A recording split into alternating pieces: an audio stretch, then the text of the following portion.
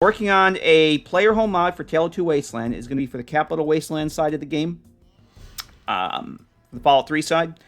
It's going to be seven play. Well, actually, it's 6 right now. I might actually add another cell because I had an idea. Right now, it's 6 little player homes that you will stumble across, find your way across the wasteland. I initially said they were going to be super simple, just little holes in the wall. Well, there's like 2 of them that are simple, and the rest are not quite so simple, according to what we're going to be working on today. So, we're going to be doing some modding in the GECK. I've got some stuff to try and catch up on where I was when the stream died on Monday, and we'll just kind of go for it. Let me switch over now. I'm going to switch over to the desktop source and hope that this works. Yep, we got that. Let me see if I can get the music going here, and we should have music. We should have music. All right, let me know if the music is too loud. We're going to do the Mark Morgan Vault Archives because that's one of the few things that doesn't get the stream, the VODs muted. So, we should have... Sometimes when I switch sources between the desktop and the game and whatnot, I kind of forget to hit audio or video or whatever. So, if you see a dark screen or you don't hear anything, yell really loud in the chat. Yell loud enough so I can see it, and then I'll hit the appropriate button. Oh, and I probably should have turned off Nightbot with the mod list because we're making a mod. We don't have a mod list. Oh, I did Minx. That was such a freaking fun stream. I'm glad you got to see it. That was one of the best gaming moments, best gaming sessions I've ever had, I think, in my life. That was immensely fun. That was I'm still stunned at how fun that was. But today, this is something that I started actually working on this morning. One of the cells I want in this mod, there's 6 of them. One of them, two cells are finished. Okay, there's 6 right now. I've got 2 of them that are completely done.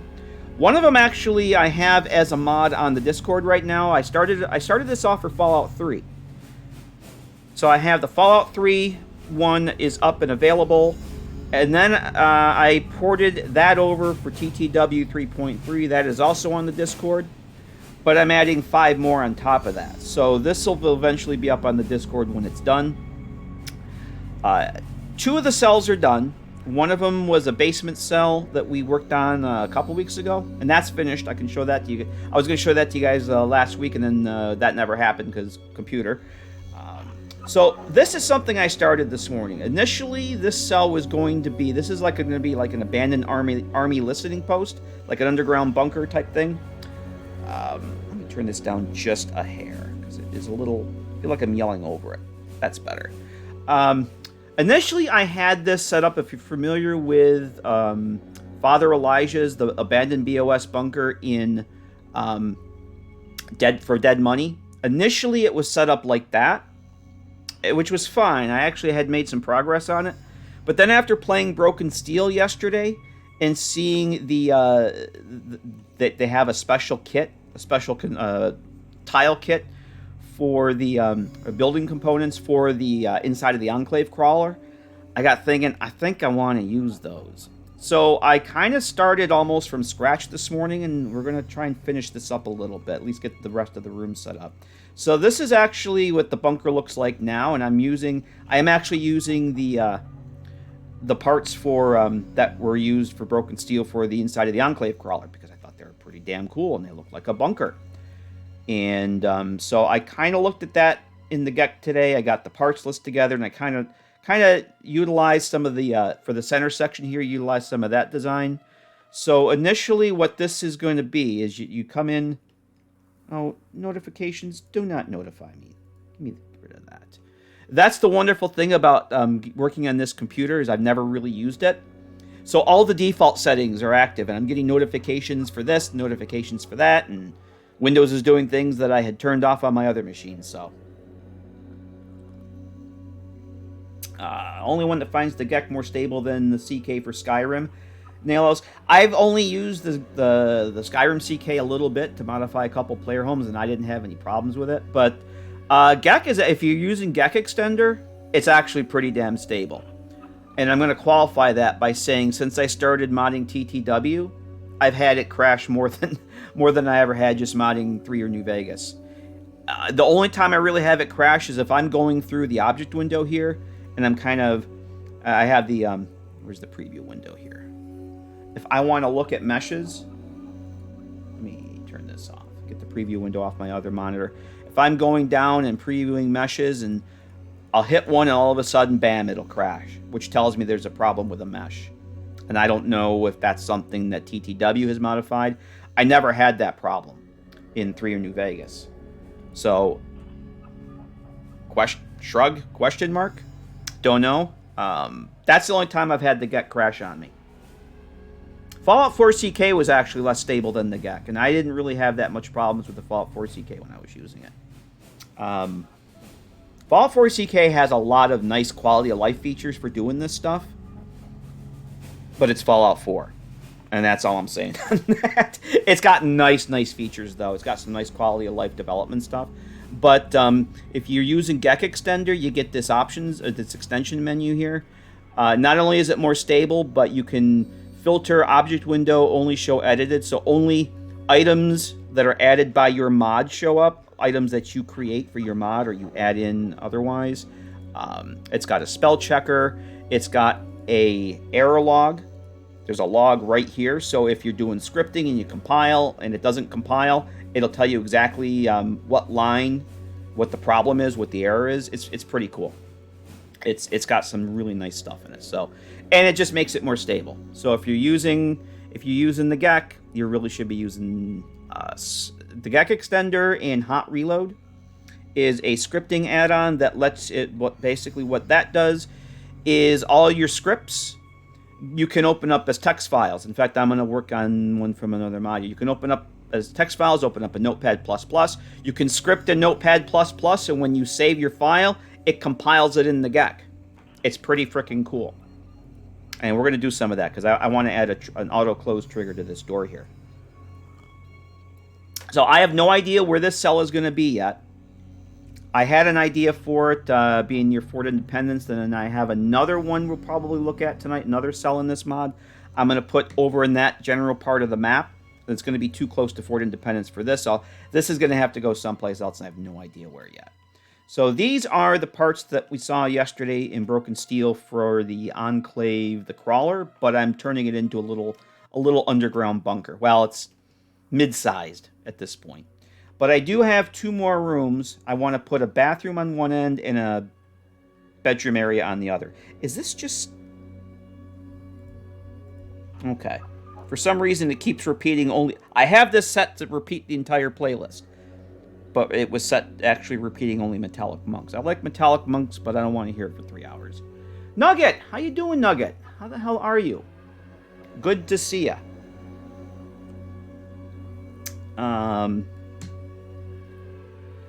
Oh, let's see. Well, what was I? So yeah, this. So let's go over what I got here so far, and I'll kind of go over what I want to do before we move on to the next cell. So this will actually be the load door to the exterior, to the Capital Wasteland, wherever this ends up. So you'll come in here, and there's the staircase that goes down here. If this looks familiar, it's because this is how Smith's Casey's garage to go to Vault 112.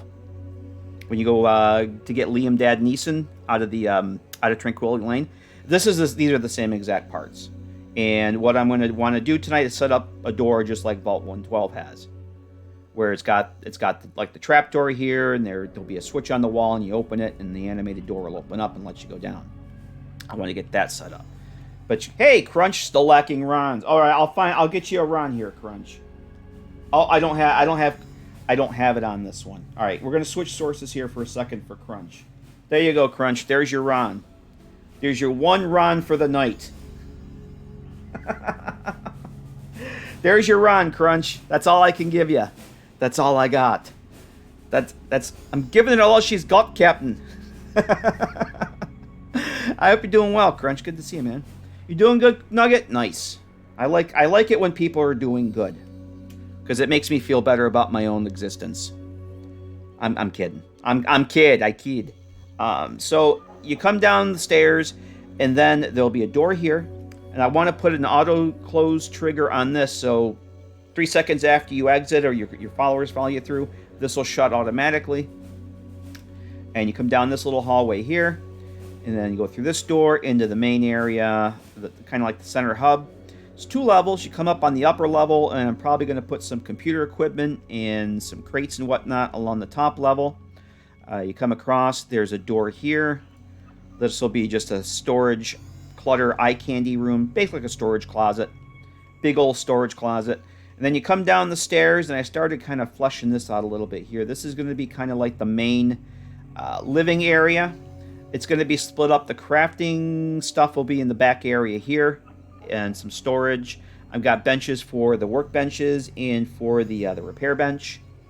And this is going to be kind of like the living lounging area, and I don't know how it's going to pan out yet where things are going to go, but this side over here will be like a cooking and dining area.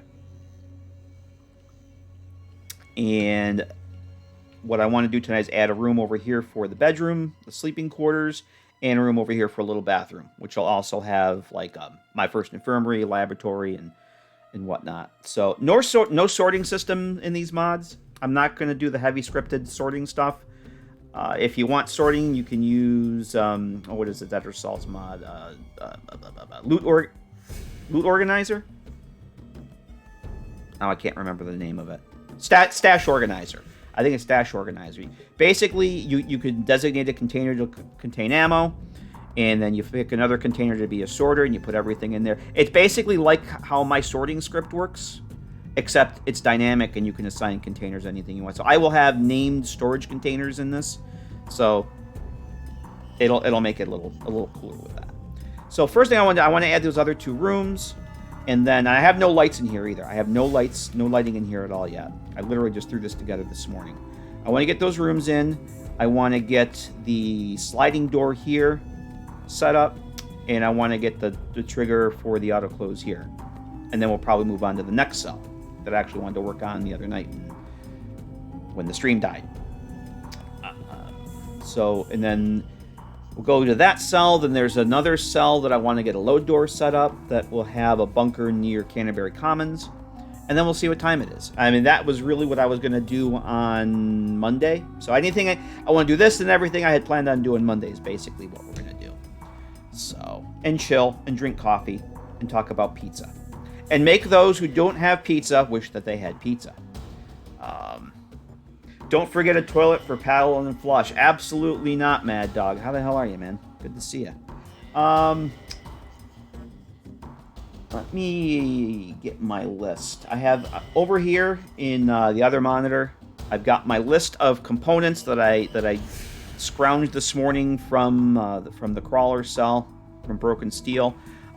When I start a project, I will make notes of what components I want, so that I don't have to go and look for them either. So I have some of these for the different bunkers here, the different cells in the mod.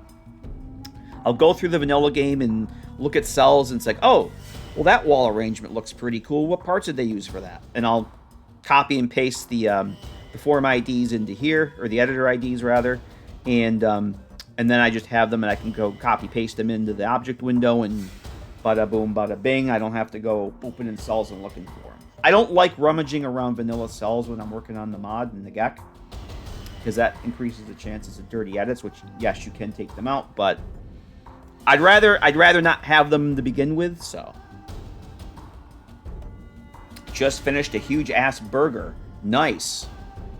I ordered pizza today because I treated myself after my shitty week. I figured I need a pizza. I will be making stew in the crock pot tomorrow. I'm very psyched for that. Very, very psyched for that. So what I want to do is add another one of these corners with the door. I'm just going to make a little, like an oval-shaped room. This construction set, this construction kit, all the corners of the rooms are curved. So it's basically going to be something like this, but it's going to have a straight section in the middle. So it won't be a total it won't be round like this one is. It's going to be kind of more of an oval shaped. So this is the left one. I think I want, or do I want to have this one in the middle? Let's do this one in the middle. Do I want this? No, I don't want that door. Let me find the bathroom ones that I had here. Here we go. So there's this one. We're going to take this one. Oh, that's not the one well, I do want that one. That doesn't have the door in it. That doesn't have the door. Where's the one with the door? I tell you, let's do this. Let me, because there's not that many of them, let me put the prefix for the entire set in there, and I can go through and look for... Is it this one? Yep, there it is. That's the one I want. So grab that. Actually, I should just leave that open. Nah, if I leave it open, it'll cover up the other monitors. So, all right. So I'm gonna control Shift Q. You can select something that you want it to snap to, and for whatever reason, this set when I hit F, it doesn't drop down, and that makes me very cranky. So I have the snap to grid on, and snap to grid is great if you want parts to line up. And these are obviously too high. That's more better. All right, so there's that. And then I can just... these don't have a left or right. There's just a corner piece. So what I'm going to do is actually just grab this. See, that one's dropping. We're going to just basically use 4 of these for the corners of the room. Make sure that these... I got burned earlier today. I must have nudged one when I was making the 2-level bay here. And got all the way done with it. All the top and bottom floors done, and found out that something wasn't lined up right. And when I tried to fix it, when that happens, that means nothing is lined up right. Do I want to make this a square? Hang on a minute. Let me see how big this looks doing it this way.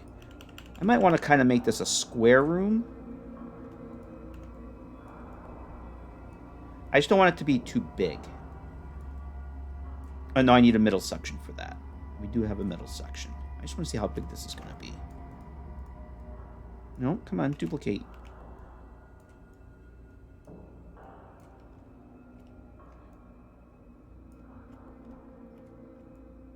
Now, I was going to use the industrial pod set, like that abandoned BOS bunker for Dead Money is made from. I want to try this, though. I kind of like how this looks. It's a little different. And the problem with those industrial pods is that you can't see through the roof or the walls because they have textures on both sides. And it was kind of a pain in the ass to work with. And I think these look a little bit more cooler.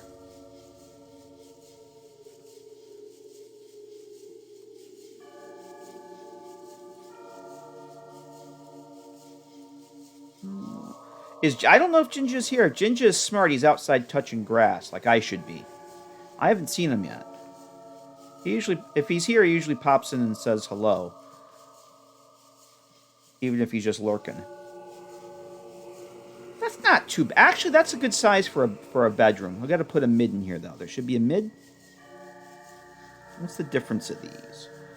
Let's turn off the ground. I wish there was a way to turn off the ground plane by default. Oh, that one has a post in it. That's the difference. Oh. I actually like that. I have an idea. Maybe we'll do the bathroom the same way and use the post in that. All right. I'm going to close that up. We're going to use 1. Use the middle part 1.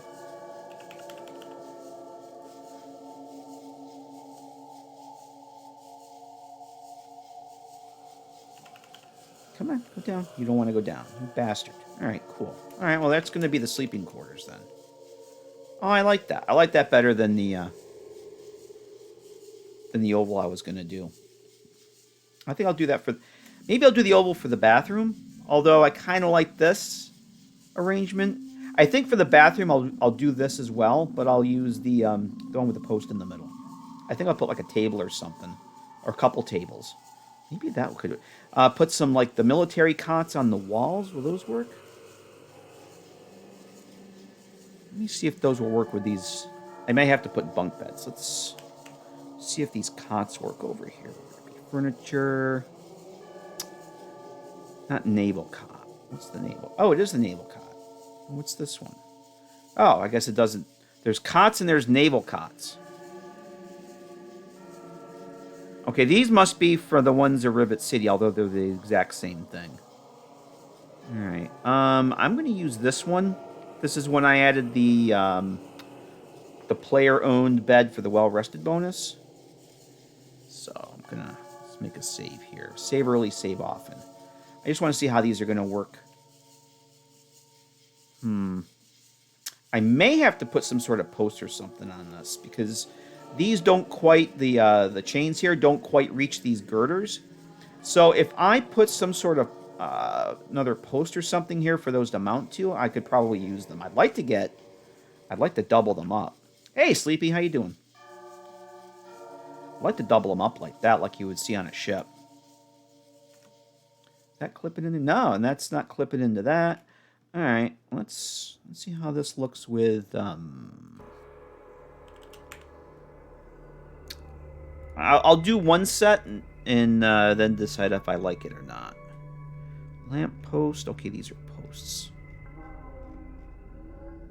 Repcon poster. Those are all posters. What about? What does this do? Oh, that's not what I want. How about beams? I-beam? What do the I-beams look like? I could try an I-beam.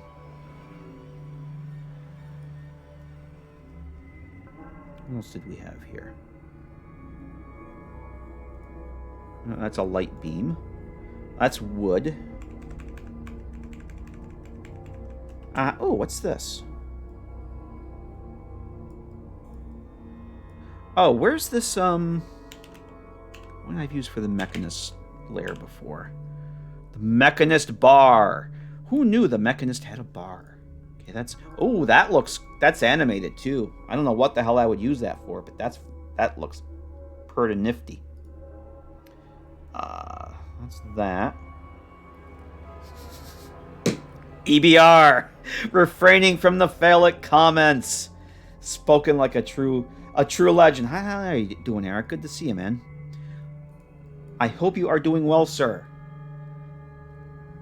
You do not need to refrain from any such comments. If that's the direction your heart desires to go in, damn it, you go right ahead. I'm not going to stop you. I will not stop anybody from following their heart.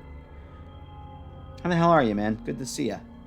Busy, but in a good busy. Oh, I've been busy, but not in a good busy. It's been a shitty week, and it's just life keeps throwing fun surprises my way.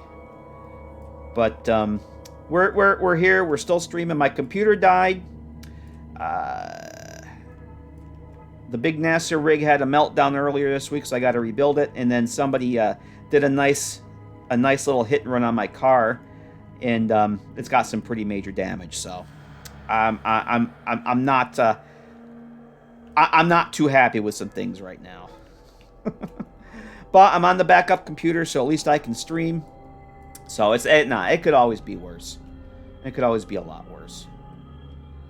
And I bitch and complain, but I know people have other much more serious stuff going on in their life, so right, that might work. If I bring this in there.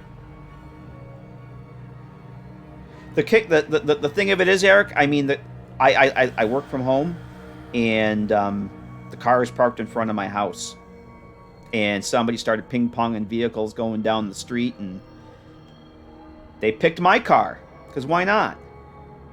So I wasn't even out anywhere. I was just sitting at home working. That'll work. So let's duplicate that. So I get to spend, I had taken tomorrow off to do other things, but I get to go to the body shop tomorrow to get that estimate for the insurance company. And then Tuesday morning, when I had planned on doing other stuff that I had to cancel, I get to go to the dealer and get an estimate on the electrical stuff, because they're not only the damage, but they fucked up some of the sensors on the front end. So, yeah. Everybody gets a piece. Let's see. All right.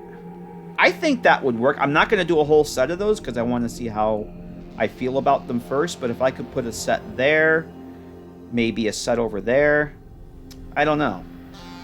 Or I could just use bunk beds. But I'm not going to worry about that right now. I'm not going to worry about the actual placement of stuff once I get into it. Change the scale of the cot? I have no need to do that. How you doing, Jaybird? There's no reason for me to change that. There's also a marker there. And if a follower or something wanted to use that for an idle animation, they might not use it if it's not large enough. I don't know if that impacts them, but it's fine. I don't care. I'm not going to change the scale. Wasn't laughing at the bad news. Oh, I laugh at the bad news. Was laughing at the... Yes, follow your heart, son. Do I still have the Twitter? Yes, I do. The link has changed. Let me drop that in there for you. That should be... No, god damn it, I didn't update on this. That's not the right one. That is not the right one. I gotta update that. I thought I did this already. Oh, you know what? I did it on my actual computer, and this is not my actual computer. Give me 1 second, and I will update that for you. I just have to go... I have to go over here. And let's get to the Twitters. And then I can update this in the Stream Deck.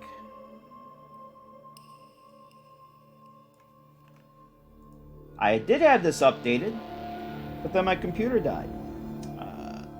Let's try that one. There we go. About section has the old link. All right, I'll have to go and fix that. I thought I changed that already. But there you go. That's the new one. Yeah, but thank you for letting me know. I want people to tell me when they see the old stuff still kicking around. Because it's all over the place, and I'm probably going to take me a while to catch it all. But thanks for letting me know about that. Let's see. All right, let's go get the other room done here. I'm going to start with this. Yeah, I'm not too concerned about bed sizes at this point because I might not even be using those beds. I just wanted to see how they would look. Normally what I do is I get the walls and everything together, and then I just start moving stuff around. I just throw stuff in, literally throw stuff at the wall and see what sticks.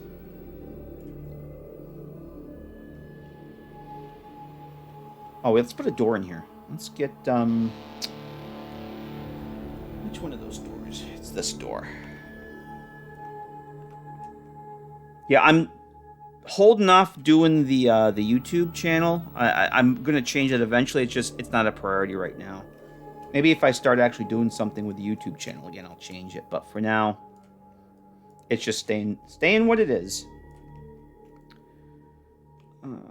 I haven't been posting anything there either, so maybe once the dust settles from everything else going on, I'll start focusing on the YouTubes again. This is on still. All right, so let's see how this looks opened up. Oh, that looks beautiful. Okay, close that back up. But yeah, if anybody sees the old Twitter links anywhere or anything like that, let me know, and there's a very good chance I'm missing some of that stuff. Right, so I think we're just going to go with... I'm going to go with all this again. Because I kind of like how that looks. Oh, like a curved square like that. Or do I want to go in the corner this time? Now, I'm kind of also got to keep in mind where I'm going to put the room bounds. And if I go... That should be fine. If I go...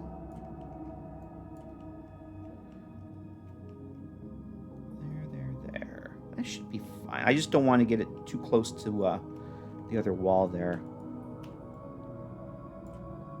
I have a tendency to set up a cell, set up the walls and the rooms and everything, and then when I go to do the optimization to set up the room bounds, realize that the way I have it designed, it's going to be kind of wonky setting up the room bounds, so I kind of want to avoid that this time. Yeah, this should work. If I go back over this way. That one. Come on.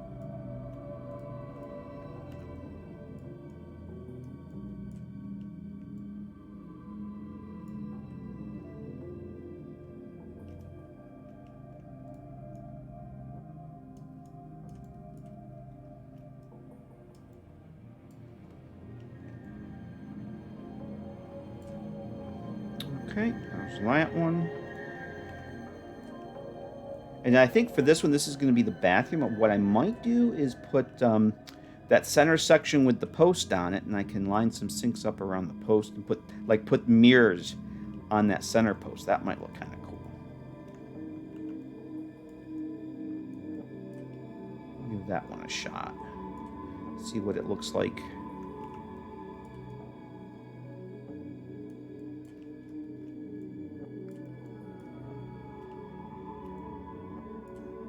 I never use the first design for room. Like if I start putting furniture and whatnot in a room, I always go through several iterations of moving stuff around, changing assets. And I actually have other beds from a modder's resource that I want to start using, but I don't want to add any new assets on this computer that I have to copy over to my new one or my rebuilt one when that happens.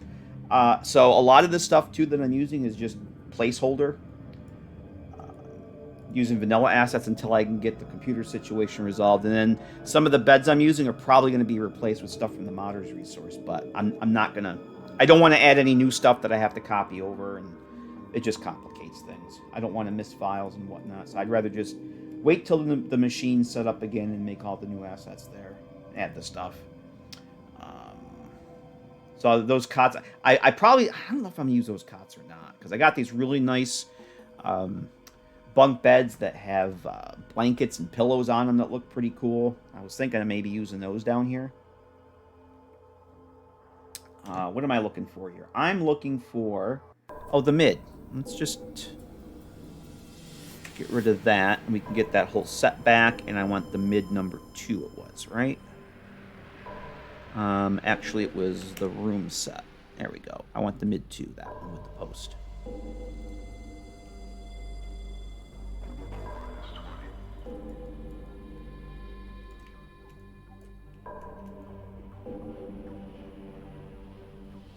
Oh, that's hiding chat with me.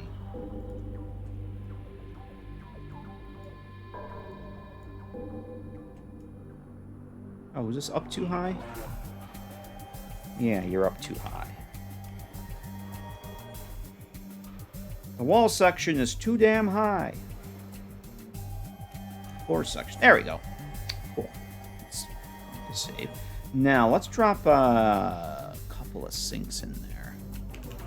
I have, speaking of modder's resources, I have these nice little, the Jokerines, a cabinet sink. Yeah. Jokerine has these nice little sink assets. Wall suction, damn right. She took one of the vault lockers, chopped it in half, and put a sink on top of it. So I made it an activator. Purified water. That drop down there. So I'm going to use those. That looks kind of cool. I can put like 2 of those right up against the wall. Oh yeah, and she's got the pipe out of the back. So I can get that right up against that. That looks pretty cool. Let's duplicate that. Nope. Go with the Z. Come on. I thought I duplicated you.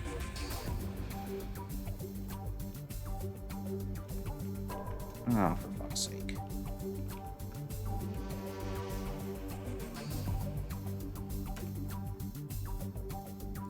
I don't know why, but I'm trying to click this and it's not... Sometimes I noticed today when I was trying to click something, it's not selecting things that I click on. There we go. Alright, so I'm just going to put those 2 there for... Oh, this is... Again, I'm not going to be too crazy about... or too picky about placement. This all might change. The other thing I have is Barber Mirror. Oh, actually, no. I can't use the mirror. I can't use that activate. Oh, that's the activator. I do need that. We're going to use this mirror here. And what I'm going to do, this is just a static mirror right now, but I have an activator that I'll put over this that has a script that will open up the barber menu. So if you want a haircut, you get a haircut. It opens up that wonderful barber menu. So there's that.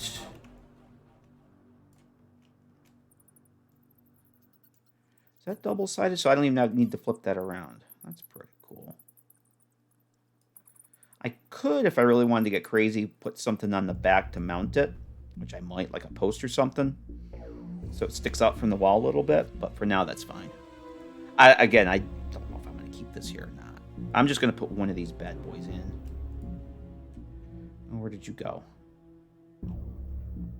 Did you go in here?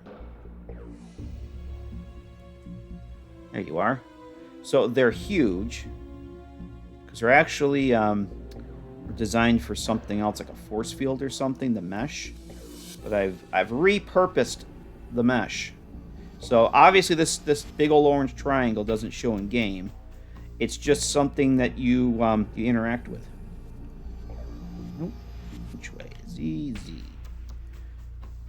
So this, let me open up the form of this. So this has the my barber mirror script. So basically, when you activate it, message pops up. Do you want a haircut? And if you click the yes button, then it pops open the barber menu. Oh, let's put that over on this side.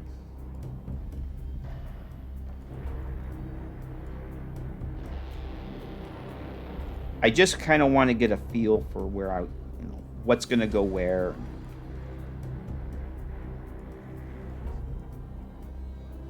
Oh, come on. That's good. Now I have to use the activator for this. My initial thought was, well, I'll just use the mesh and I'll make the mesh an activator. The collision on... Let me move this here. The collision on the actual... Come on. The collision on this... That red there, that's the collision on the mirror. It's not the greatest. And when I went to activate it, I could only get the activation prompt in certain parts of the mirror because the collision's kind of not very good. So I just made these activators that I put over the top of it. They work perfectly fine. I'm going to make that just a hair bigger. Let's make that 7.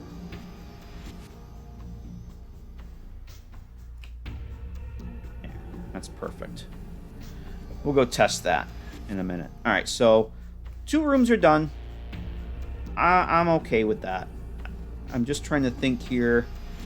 When I go to optimize this, I'll probably put a room bound over the hall, one over each room. That'll work. Yeah, this is going to have more room bounds than the other ones. I can put... Let's see, the whole center section. I'm going to have to put the room bound down the middle here because that actually would... If I cut the room bound there, it's going to I'll have to put a portal right in the hallway. That's not a problem. I just got to make sure that... Where is this here? Oh, that's fine. It kind of lines up with this. I put the portal would be like basically right where that line is. That'll be fine. That should work. If not, I may have to change some shit. I'll probably set up the room bounds and portals earlier than I normally would because of that. I normally wait to the end to do room bounds and portals. But for this one, I might want to do them a little ahead of time because of just how, just the way that this is laid out. Make sure I'm not going to have any issues. And I'm probably going to want them for the lighting anyway because you got to have room bounds and portals. Otherwise, when you go to do your light sources, if you move a light, you have to refresh the cell to see your changes because Obsidian broke the lighting shaders in the GECK. So you got to have a room bound. Because what would happen, if I show you here. So let me just drop a light. I'm just going to drop any old light in here. Show you what I'm talking about. So go to lights. I'm just going to drop, let's just use this office light key warm. We'll drop that in. So right now, you see I've got this light in here, but it's not giving any, there's no light coming from that. If I hit F5 to refresh the cell, we got light now. If I move it, it breaks. Because Obsidian. They broke the lighting shaders in the GECK. They broke a lot of stuff in the GECK, actually. So the workaround for that is you set up a room bound. Even if it's like a tiny one room cell, you set up a room bound around everything, and that fixes the broken lights.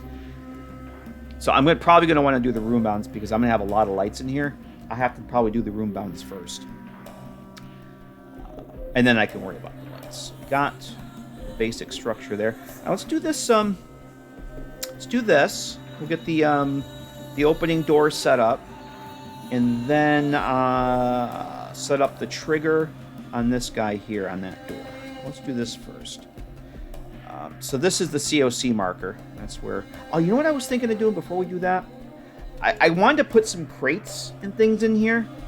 And then I got thinking, well, how the hell are they going to get in there? Because the crates I want to add are going to be bigger than this door.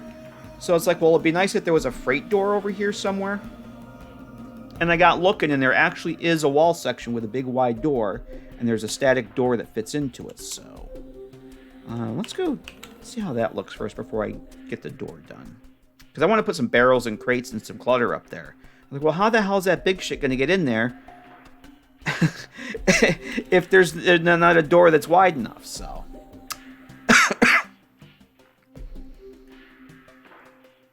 this is the one I want to use. It's got a big wide door. Uru, yes, I do. The Rivet City lights, absolutely. How you doing, man? Good to see you. Yeah, I was actually thinking of that this morning. It's like, oh, I should use those Rivet City lights in here. There's Ginger Ninja. How you doing? I knew Mad Dog was asking if you were here yet, and I said, well, Ginger usually says hello when he stumbles out of the cave, and I haven't heard from him yet. Uru says, just woke up from a nap. Oh, naps. What are these naps of which you speak? Alright, so let's gonna just move this out of the way here for now. I could just do a Control F and try and replace it, but sometimes it takes longer for that shit to load than it does just to do this. Alright, so we got a big old hole going in the void that we don't want. So let's go and find... There was a nice static industrial door here that should fit into that.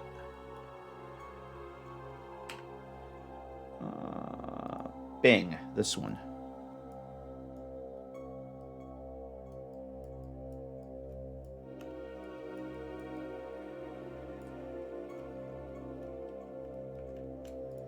Come on. Oh, look at that. Crunch_troll just subscribed. Uru! Gifting a sub to Crunch. Thank you very much for the gift sub there, Uru. Crunch, you know the drill. Enjoy the gift sub. Thanks very much, Uru. Appreciate that. There we go. There's our happy little industrial door. All right, we can get rid of this. I think I'm going to leave that. Where does it go? Who cares? It goes somewhere. Todd only knows where that door goes. All right. Only heard of naps and myths and legends. I can't remember the last time I actually took a nap. I miss naps. Oh, Uru, I just written... That's a 3-month gift. Holy Christmas, Uru. Thank you very much for that. I didn't realize that was 3 months. God damn, thank you for that. Crunch, you're stuck with it for 3 months, whether you want it or not. Have fun with it, Crunch. All right, I'm looking for the ever popular animated door. Is this the one? This is the one, right? I have it in my list here. So what we need to do, the door actually has... okay, there's a couple of these doors here. Let's take a look at these. So this... Did something just happen with this? Okay. All right, let's bring the preview back. I wish there was a way. I know Fallout 4 CK has a way to permanently turn off the ground plane, and I can't find one. So I'm going to suggest that as something for GECK Extender to have an option for that. So you probably have seen these. This is like when you go to Smith Casey Garage to find Liam Dad Neeson in Vault 112. You got these wonderful doors that open and close. There's one in the Repcon basement when you go to New Vegas, when you go to do Come Fly With Me. When you head down into the basement, where the ghouls go to the rockets, there's a door like that down there. We're going to use this one here, the one that says remote open, and the reason I want to use that one, it has a script attached to it. And the script, basically the script says is when the player activates it, show generic door activated elsewhere message. And you've probably seen these in the game. You'll go to activate a door, it says this door is activated elsewhere. I think there's doors... when you go to Rivet City and you go to talk to Pinkerton in the bow of the ship, there's a door there that says, a couple doors that say this door is activated elsewhere. It's got that script attached to it.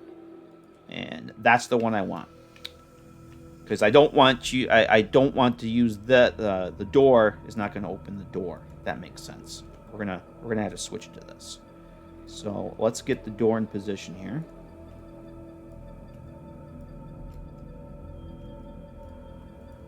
Is that where it's gotta go? Let's see. Open by default. Yep, that's perfect. And then when it animates, it all goes and hides there. Okay. So there's the door. Now, how do we open the door, you say? Magic. We're going to get an activator, and we're going to use an electrical box. Is this the electrical box I want to use? Electrical switch 02. You have to go up to activators. Electrical switch 02. This puppy right here. And I think for now, we're just going to stick that right there. So it's an actual electrical switch. And I'm going to turn off the snapping. And I just love it. And you drag things out of the object window and they just right in your face. Nowhere near where you want them. If you select an object near where you want it to go, that tends to work a little better, but I always forget to do that. We'll just bring that down. I'm probably going to move this.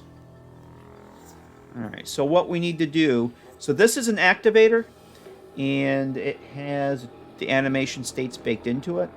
So... I don't know if you can see it. It's pretty cool. The preview window, you can not only see the animation, but you can hear the sounds that are attached to it. So those are the animations it plays, right? So we're going to take this guy, and we've got what we want to do. Well, how are we going to have this open the door? Well, they don't know it. The door doesn't know that the switch exists, so we have to change that. We have to do two things first. We have to make this a persistent reference, and we have to make this a persistent reference. And all we need to do is you can do this with. I think you can do this with pretty much any door or anything that has an animation state like this. But you want to go over to the Enable Parent tab. And we're going to switch over here. You want to select that. No, not Enable Parent. I'm an idiot. Activate. Activate Parent. Enable Parent is... I'm so used to freaking doing Enable. Enable Parent we'll do at some other point when we do the lights. Activate Parent is what we're going to link the door to the activator. And you can't just... In the Fallout 4 CK, you can double-click this. You can double-click for a new reference in here, select it, and it works. You can't do that in the GECK. If you do that, it won't record it. You have to come in here, right-click, and you have to do New. And then you select your reference. And then you have a delay here. We're going to put a point... We'll try a 0.1 delay. And you can add, you don't have to add any delay. I'm just going to add a little bit of delay there. So we can see now that the door is actually linked there. And if we click this, you see this line that shows up. It starts out as a white line and you got a blue arrow. That means that this door will now be activated by that switch. And we'll go and test that out right now. So yeah, the Enable Parent. Enable Parent's completely different. And I'm so used to doing that because I was doing lights a couple days ago in another mod. When I go to do the lights in these, we'll probably do those on stream at some point. One of these cells. I think we did those in the basement cell for this mod a few weeks ago. This is where I'll hook up like an X marker and then parent the lights to that so that when the X marker, the marker itself, gets toggled on and off, anything that's parented to it gets toggled on and off as well, and that's how I do the lights. So, but that's not at all what we want to do here. But that's the door. So I got the COC marker in here, so when I COC into the cell in the game, I'll spawn right there where that is. Let's go test out the door, and we'll go take a run around and check out those new rooms that we did. And what I need to do here is I need to switch scenes. I need to switch over to the game mode, otherwise it looks a little janky when I'm going off the desktop here. I need to actually launch the game. If I try and play the game in from the desktop source, it looks kind of janky. It looks laggy. And we don't want that. So this is TTW we're using. TTW 3.3. I haven't up 3.3.1 and a hotfix for that came out recently. I'm not going to update TTW until I get my computer situation resolved. There's no point in updating it here. I'll update it on the other machine and then copy that over to this one. Army Post 02. Alright, so here's our cell. That's the door we just put in. That's static. Turn the Pip-Boy light on. So there's the door that goes nowhere right now. And here's what we just put in here. Open hatch. Door is activated elsewhere. Oh no. What shall we do? What does this thing do? Wow. Look at that. Let's close it. I might increase the delay on that. Alright, so that works. Yay. It just works. Alright, cool. So I'll show you what the cell looks like with no lights. It's not totally pitch black, but definitely going to want to get the lighting in here before it's done. So when we come in here, open, close, open, close. Strong board. So these two kits here, so this is the Enclave Crawler set. We'll call it the Bunker set for now. And this set here, they didn't have a transition. They didn't have a piece that connected the two.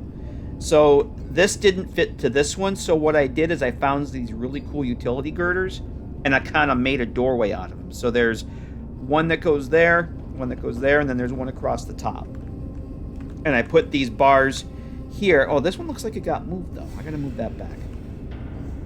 I wanted to hide that seam there with that metal bar, and it looks like it got moved somehow. That wasn't there the last time I looked at that. And there's a seam there that hides. So I made my own transition. And then I'll probably put some computer equipment or something down there. Got that little monitor and odds and ends there. So then this, I've already got some equipment and stuff up here, just kind of placing things. So here's like the little storage utility closet thing. And then you'll come down here.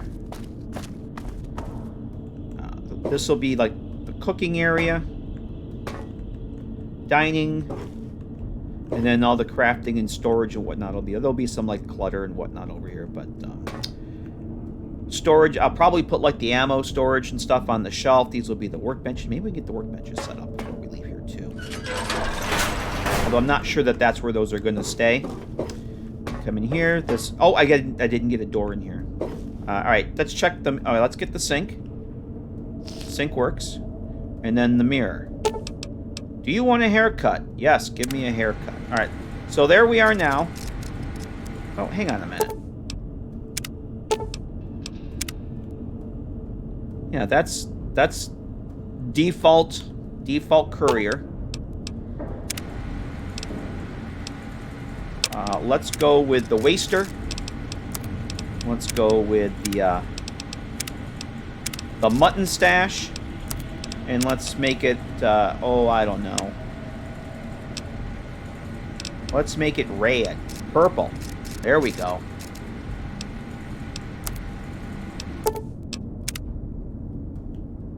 Yep. It just works. So that's that. I didn't put the activator on that, so. Alright. And then here's this area in here. So I just kind of wanted to make sure that there's no gaps in anything. I don't know where that ambient sound is coming from. Is that coming from one of these wall sections? Or is that just ambient part of the cell ambient sound? Alright, this looks good. I'm okay with this for now. Subject to change.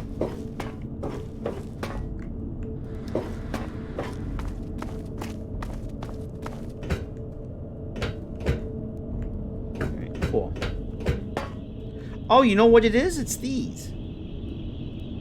These have sound on them. Alright, I'm going to have to get rid of that because that's annoying.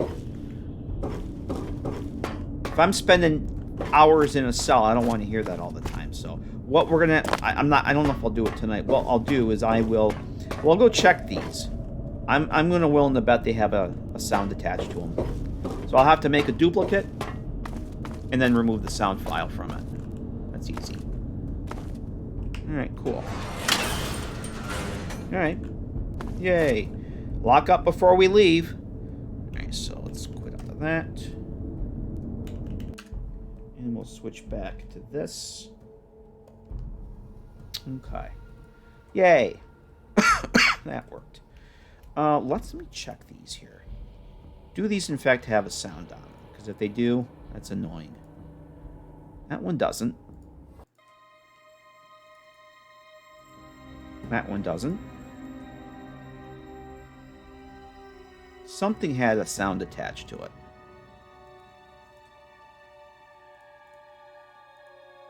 Yeah, none of these have sounds. Okay. I don't know. I know nothing. Let's go add a door down here, though. And then we'll go... I think what we'll do is add the trigger to that door upstairs. And then we'll go on to another cell. Probably want to get a coffee after that. Alright, so let's snap to that. Turn snap to grid on.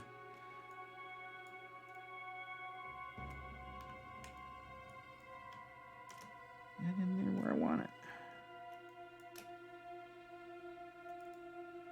See how it looks when it's open. Beautiful. Beautiful, beautiful, beautiful. Alright, so that's there. Alright, so what I want to do is we're going to make a trigger box. Put it around this door, and we're going to attach a script to the trigger so that when you exit the trigger, it sets off a 3-second timer, and after 3 seconds, the door will shut itself. Not shit itself, the door will shut itself. And I should have... Go over here. The wonderful thing, I just got to find the mod. I should have the script I want to use. So the wonderful thing about using the Hot Reload XNVSE plugin is that all the scripts you write, if you write a script in the GECK, it gets saved as one of these .GEK files, which are actually text files that you can open up in Notepad++, and the one I'm looking for is the door auto-close script. Now, I use this... Oh, no. Is this the one I want? Yes, this is the one I want. I use this in another mod, and I'm just going to repurpose it for this one. So we're going to take everything. So basically, what it's doing is that when you leave the trigger, it starts a timer. And it checks to see if the door... It's a link. We're gonna link the trigger box to the door. So if the linked ref is open, after 3 seconds, close the door. And that's essentially all it does. So I'm just going to copy that. And then we're going to come down here. And we're going to go. The nice thing, I think it's nice. I think it's a nice thing that's different from Skyrim and Fallout 4. Your scripts are part of your file. The scripts are part of your plugin. Skyrim and Fallout 4, the Papyrus scripts, they're separate files. It has advantages and disadvantages. The disadvantage being that A lot of times people will manually pack a mod and they'll forget to pack their scripts. So all the scripted stuff doesn't work. Things get baked into the save file from the properties get baked in. Persistent references get baked in. And if those change in the script, then that's kind of then they're baked into your save file. That still happens to a certain degree in New Vegas, but having the scripts in the plugin has a lot of advantages. In number one, the vanilla scripts, you can just open the script and see the source code. In the creation kit, you have to unpack all the source code, and then only then can you see the actual source. It's kind of a pain. I actually prefer this. So your scripts just show up just like any other object, just like a static or whatever. So we're going to make a new script, and I'm going to call this TTW hide door auto close script. SCN is the script name. You can type out script name, but SCN works just as well. And then we're going to save, and hopefully it compiles. Nope, it compiled. We didn't get any errors. Beautiful. So the next time I load this, once I close this out and open it back up, hot reload will add. Where's my?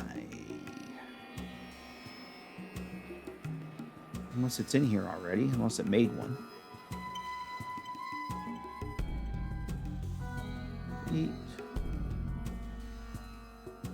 Oh, okay, I've had this happen before. I've had this happen before, and I don't know why. It dumps a whole bunch of vanilla scripts in here, and it has no reason to. So we're going to get rid of those. It's like the third time I've had that happen. I have no idea why it does it, but there's our file right there. There it is. That's the script I just wrote in a text file. I'm not modding Fallout 3. I'm modding Tale of Two Wastelands for the Capital Wasteland. Technically, yes, I'm modding New Vegas, but it's going to be a mod for the Capital Wasteland part of TTW.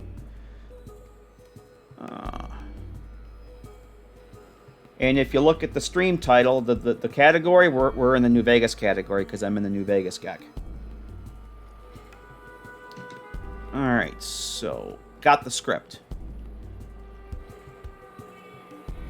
So what we're going to do now is we're going to make a new trigger. And the way you make triggers in this is pretty wonky.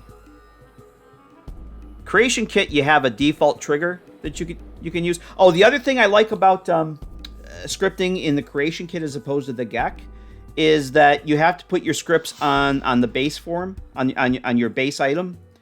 In the CK, you can put scripts onto a reference. And that is awesome because if I want to put a script, if I want like this door here, if I want to put a script on this door, I can't put it on the base form because then it puts that script on every single door in the game. If I could put it on the reference, in the CK there's a scripts tab. You open that up, and that script gets applied to just that reference. And that's pretty cool. For this, if I want to put a script on that door, I have to duplicate the vanilla door and rename it, and then put the script on my duplicate. It's not a big deal. It's just annoying that I got so used to being able to put scripts on references and not have to make duplicate records for everything. Both and neither. Yes. The mod I'm working on, I'm in the New Vegas GECK. I'm making a mod for Tale of Two Wastelands, and it's a series of little player homes for the Capital Wasteland.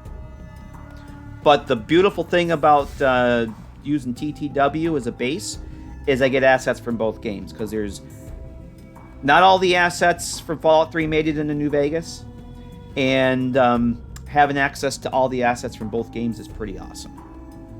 So I think this is what I use for the trigger here. Oh, I didn't want to launch the game. Why did you launch the game, GECK? I didn't want to launch the game. Probably because I hit the launch game thing here. What I wanted to do is this the one I use? You can tell I don't do this very often. Create a cube activator. All right. So in the CK, there's actually a generic default trigger box you can use. It's based in the New Vegas engine with Fallout 3. It's TTW is a complete overhaul for both games. All right, you can play an entire game of Fallout 3 in the New Vegas engine on the same character. You can start off in the Capital Wasteland, play an entire game of Fallout 3 with all the DLC, take that character to the Mojave, and play a complete game of Fallout New Vegas with all the DLC. But there's a lot of gameplay improvements, thousands and thousands of bug fixes, restored content that were cut from both games. It's freaking awesome. So you can actually and they have it set up so that like if you're in the Capital Wasteland, you will see certain New Vegas weapons in the level list, but only where it's appropriate. Like you won't get caravan shotguns in the Capital Wasteland. So how boundary boxes fits within each other's, I no idea what that means. You'll have to expand on that because I don't understand what you're saying. All right, so I just made the trigger. Let me back up here. So we're gonna click this little box up here, and I'm gonna click and drag across where I want the trigger, and that window comes up. Now this is pretty janky how they have this set up. I want to make a new trigger. I don't want to use this one. So what I'm going to do is I'm going to do RTV door auto close trigger. And I'm just going to click new. And click OK. So if I didn't check the new box, it would rename. I don't like how it does this because it uses a base game item for you to start with. And if you just rename it without clicking new, guess what? You've renamed it. And everything that uses that trigger in the game is now yours. So we want to do that. And this should be this. And I want to make sure that we actually... because I got to go put the script on this too. So let's do this. We want to go back to activators, and there it is. That's the one I just made. So we don't want this to be called gas value. We want to go and add our script that we just made. Let's see. Door auto close. And that should do it. Question mark? Yep, that's the script. Nice. Okay. And we'll save. Let's see. Model Fallout 3 the Guilds is pretty stable. New Vegas never really has been. See, that's the thing. I've actually had my Fallout 3 playthroughs, the last two Fallout 3 playthroughs, modded with just as many, if not more mods than I've been using in New Vegas. Fallout 3 has been more stable for me. We were 96 hours. When we quit the stream yesterday, we were 96 hours into that playthrough. We've had one crash the entire time. With all 175 mods. Brand new install of TTW. I have 10 hours on the current characters I have. I have 2 instances in MO2. I've got one for the Mojave, has about 10 hours on them. I've had 2 crashes in that in 10 hours. And I just got my first crash on my Capital Wasteland character with a completely different load order after 8 hours. Don't know why. But Fallout 3 has been like super stable for me. But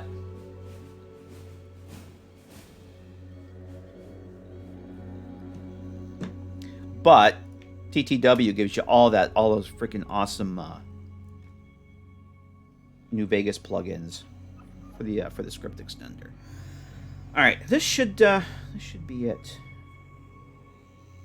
This should be it. Let's go test this, and then because I really need a coffee. The last Fallout 3 playthrough. Let me think. Last year when we did Nora the Vaultborn, We had 110 hours at the end of that playthrough, roughly. And I want to say we had 5 crashes. Actually, we had a couple of crashes, and we had several freezes. And I'm 99.9% sure that those freezes were due to having Eve installed. I knew Eve was janky and broken, but I used it anyway. But since I stopped using Eve, I haven't had those issues. So, all right, let's go test this. Let's let me switch. No, come on, wrong window. Let's switch back to game source. Have a black screen for a second. We'll launch the video game.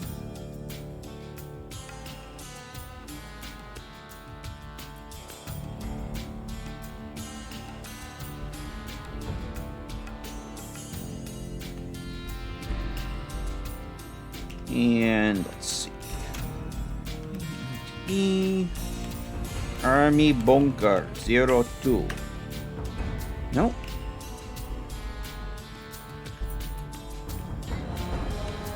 No, it's not Army Bunker, you idiot.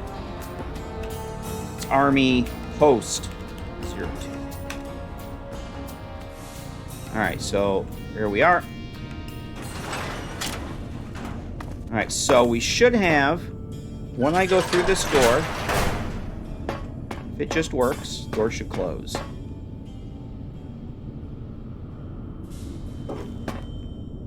Okay, the door didn't close. I didn't link the door. Because I'm a fucking genius.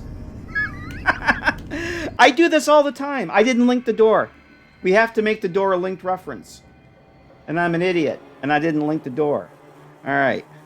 I do this all the time. This is how I mod everybody. I get in game. Why isn't it working? Oh yeah, I didn't do the thing I needed to do. Alright, so we have to link the door to our trigger. Because otherwise the script says set door to get linked ref. All right, this is the variable for the door, so it knows what door it's talking about. It can't set the variable if the damn door's not linked. I'm a smart person. All right, so then we're gonna go over here to linked reference, and we're gonna zoom in on our door. Actually, I can probably just. Oh, I can't. We're going to zoom in on our door. Oh, you know what I got to do? I got to do 2 things. I'm just going to move this just a little bit. We have to. When you're doing this, both items have to be persistent references. This is another thing the creation kit does better. You don't have to manually set persistent references. It will do it for you. So if I were to link this, it would set them as persistent. If you don't set them as persistent, you cannot link them. GECK will say no. So we want that set to persistent. We want that set to persistent.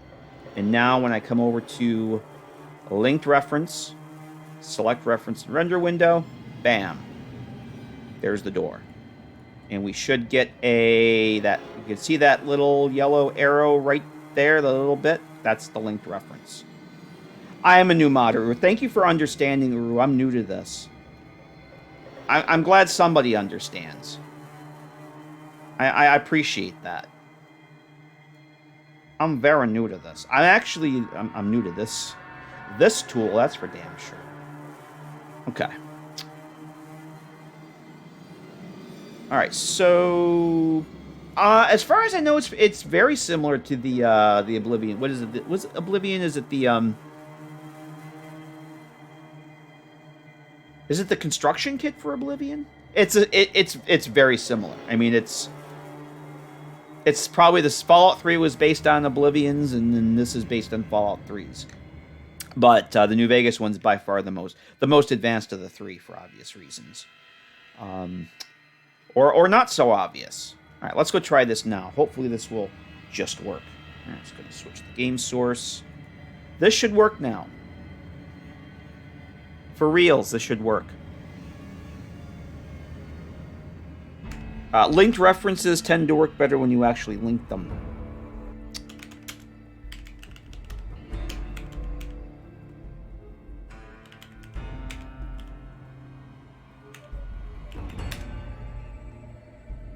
Okay. Alright. Let's go through. Hey, there we go. It just works. All of this just works.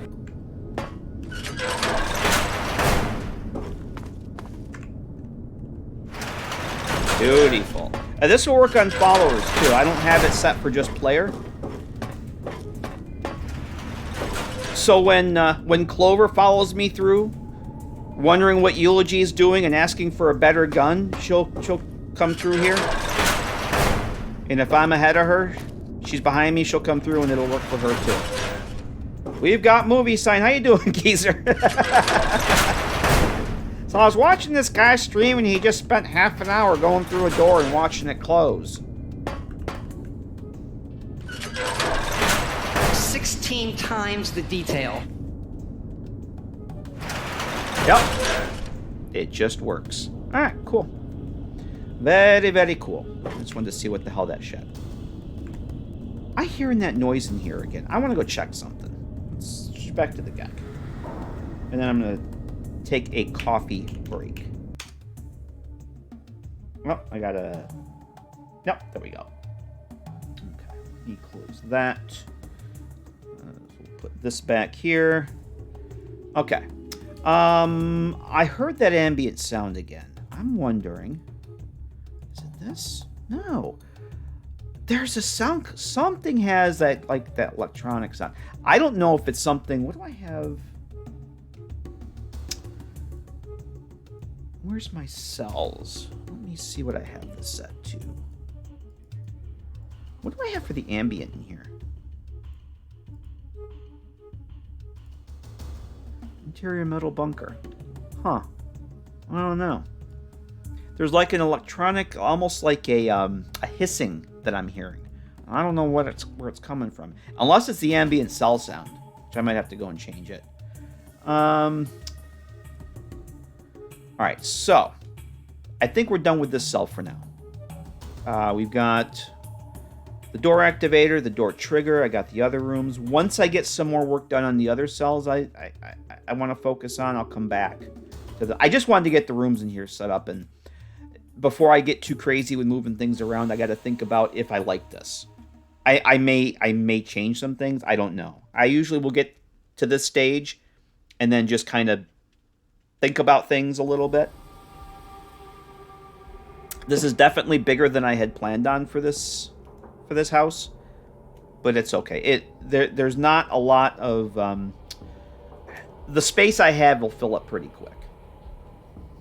So it looks big because it's spread out, but it's also 2 different levels, which I think is kind of cool. So next cell, let's switch over to... This is the one I wanted to start working on Monday, and then we had the technical issues. Get this one loaded here. Okay, so if you were here for Monday, for the shortest stream I've ever done, we were working on this one. And this is the Survivalist Bunker. And I'm not sure... This is going to be somewhere up near the Republic of Dave part of the map, but I haven't found the spot yet. I have to go location scouting. Only thing I've done, and I initially didn't have this room over here, but I realized that at first I was going to try and put beds over here. It's like, yeah, it's not going to work. So I've moved the crafting area over here and actually added this little bedroom here.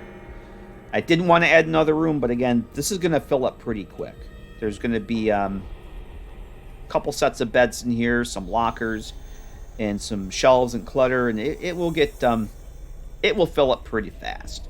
So I'm not sure what's going to go. Maybe some more shelving over here. Actually, this might be a good spot for like the ammo shelves and the weapon displays. I might put that over there. I haven't decided yet. But what I wanted to do on this one is, well, I never got a chance to show you what I did with this monitor here. So I have it set. I figured out how to change... what is this here? Control panel. TV. I think I showed you the actual So in New Vegas, this is a New Vegas asset. All right. So if you're in Hoover Dam, if you side with Mr. House, you'll walk past these terminals and you would see Mr. House. And if you walk past the terminals, if you have Yes Man, you would see Yes Man. What they are, they have an animation state that just displays a different image. So I changed the images.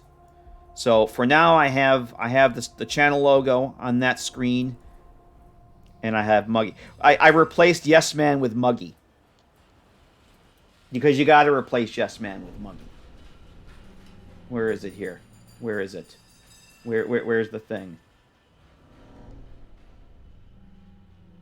Oh, I don't have my audio. Oh, I don't have my audio files for the desktop. I was gonna play Is a New Subject Mugs. I don't have sound clips set up for the desktop. All right, here I'm gonna switch screens for a second. Give me 1 second.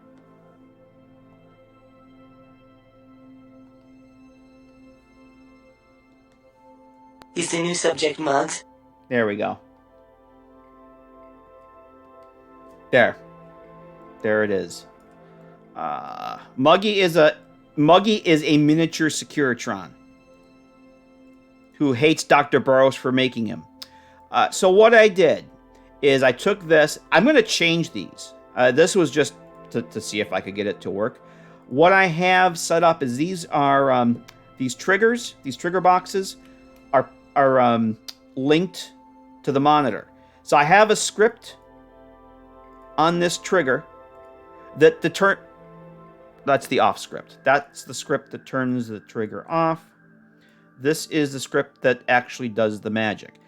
If the player has RADs, it detects if the player has RADs. If you have RADs, it plays one image. If you don't have RADs, it plays the other. And I just wanted to see if I could get it to work. And basically, it detects if you have RADs and plays a different animation state depending on if you have RADs or not. I just wanted to see if I can get it to work, and I did. So I'm going to keep it. I'm going to change the images, but I wanted to show you how that works. But what I really wanted to do, I was going to do on Monday, was add some debris and clutter into this area here. And a couple other things I was going to do too. We were able to do a little bit of work down there, but I'm going to take a break and get some coffee. We're going to come back and add some debris, some rubble, some clutter into this area here. This is going to go be the load door. Animation state is a trigger for allowing the door to open. Yes, you could. Yep, you could absolutely do that. You just have to put another line in there. If you could, what I was thinking of doing. You absolutely could. Like if you have RADs and that door is open, the door closes. Underground Hideout for Fallout 3 does something similar. I was actually thinking I would put like a klaxon light here too.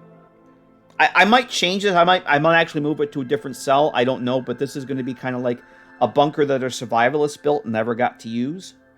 I just wanted to see if I get it to work, and I got it to work. So I want to do something with it. But you could totally add it. You could have it open the door, close the door, turn a light on, play a sound. I'm probably gonna have it play a sound for sure. I might actually have like a klaxon light up there get activated or something too. That's radical.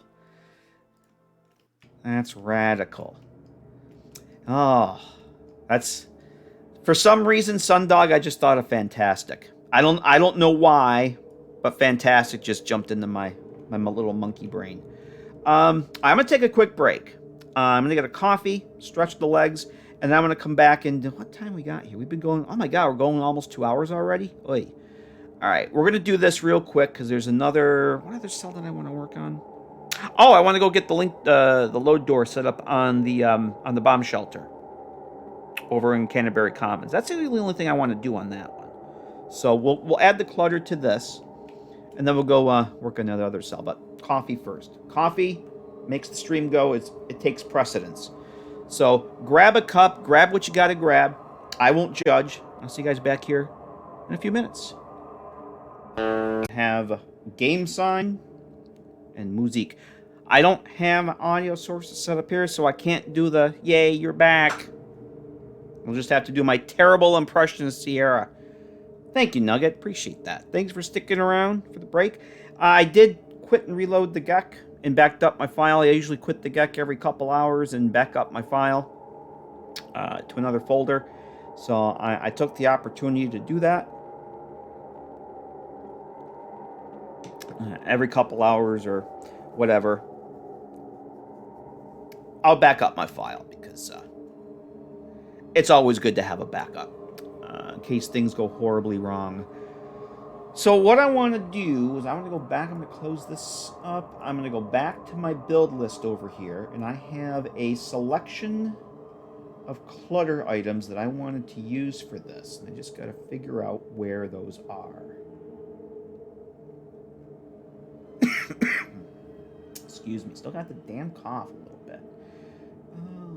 Let's see, where is... Give me 1 second. That's the one for the bunker.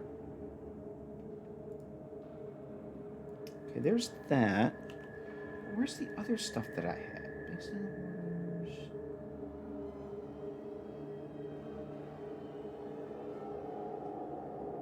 Oh, I guess that's it right there. Okay.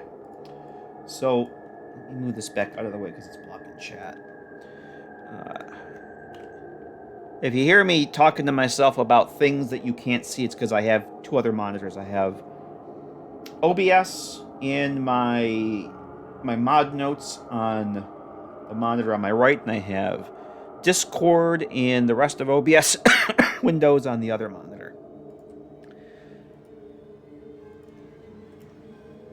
Oh, and I moved the normally the cell view window. Normally I put it over to the right, but that covers up chat, so I have it over on the other side here now. All right, so I'm gonna grab this bit of this debris here, this rubble and whatnot. We're gonna kind of clutter this up a little bit, so that over the years things have seeped in from the outside.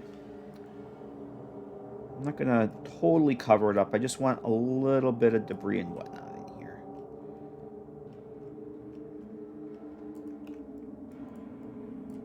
A little bit of the concrete showing through. Whoop. Mayday, mayday. Oh, did this do the thing? It did do the thing, didn't it? Damn it. I gotta relaunch the GECK. God damn it. I don't know why it... Oh, it's because I moved my render window. If I resize the render window, like I just did by accident, see how this shit just disappeared? I gotta relaunch the GECK. Luckily, for whatever reason, this computer, it doesn't take... It takes like... I don't... It takes like 3 times as long on my main computer, which is far more powerful than this one, to open up. This one is like almost instantaneous. So I've always had an issue with the new Vegas and the Fallout 3 GECK. If I resize my render window while I have a cell loaded, shit just disappears. And I don't know if it's a graphics driver issue or doesn't matter what card, what driver version I use. If I resize the render window, things just go haywire and I have to reload. Just refreshing the cell doesn't do it. And I don't know how I actually moved the window that time, but it is what it is. See, we're back already. My big rig, I'd be just sitting here waiting for shit to load up already. Okay.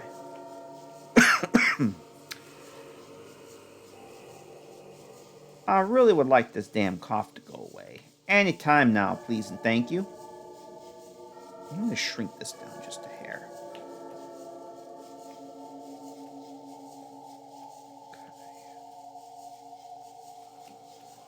Alright, well that's good for that. I'm not going to totally fill this in. Oh, I did want to put...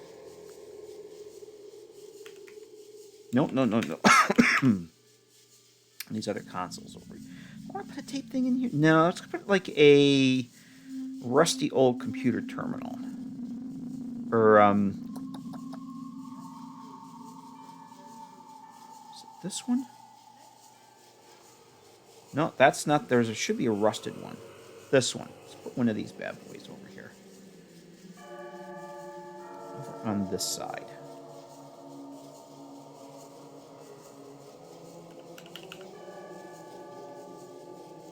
Kind of embed that there a little bit.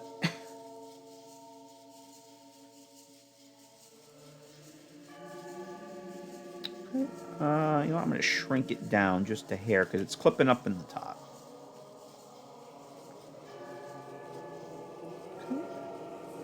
And what else do I have on my list here? I'm not going to put the vent in here.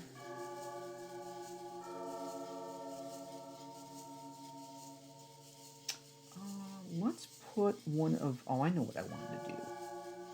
Let's do this. Where is...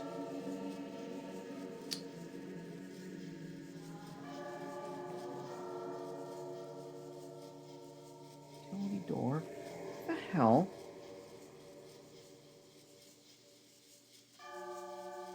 I had one of the vault lights.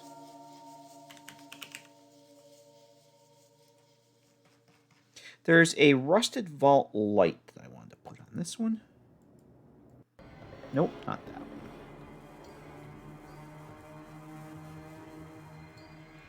Nope.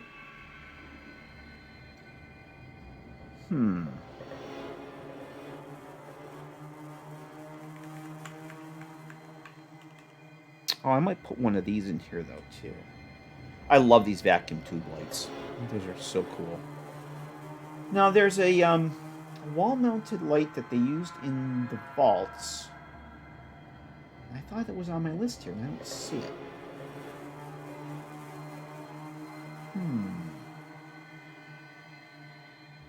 Oh, let me open up... I have another file here. Let me move this over here. You can see what I'm... So you don't think I'm just talking enough. And this is my build list. These are all the assets that I have in my notes here. And I thought that I had... I have the light that I wanted to use, but I don't... The light source, but I don't see the actual mesh for the light in here.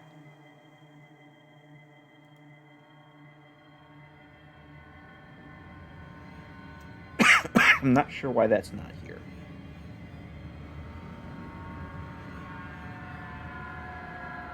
I could have sworn it was a vault light. Ah. There it is. That's the one. Let's go with the no sound one. So what does this actually look like? Oh, beautiful.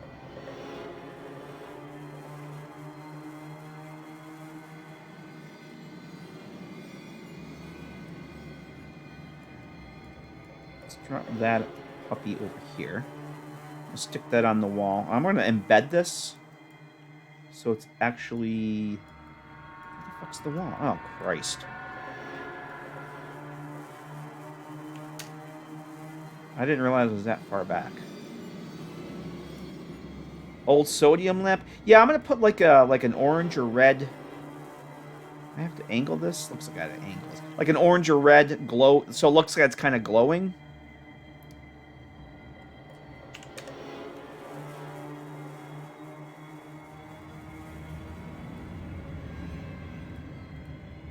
Okay, why did you do that?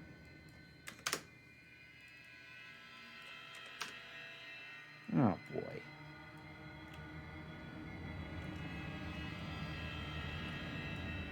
No, I'm gonna have to put something else on there. I'm gonna put something behind that.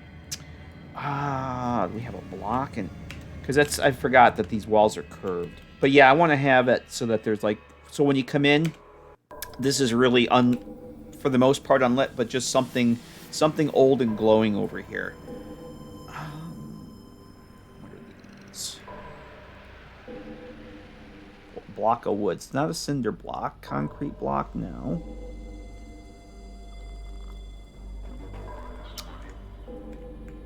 Oh no! Oh noes! Where have we seen this before? Oh my. Ooh, there's an engine block. Oh, I know what I can use. I have an idea. I just used them. I just used them this morning. On this. Where are they?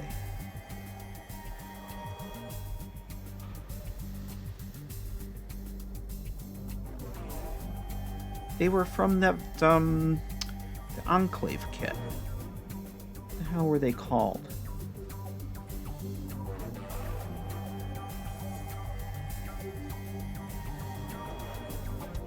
Aha! There it is. I'm gonna grab one of these.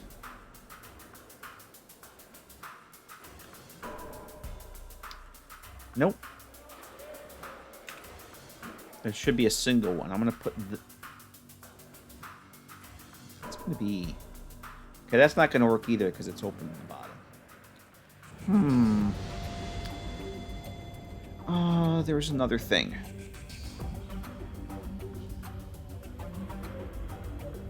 Shameless plug. There you go.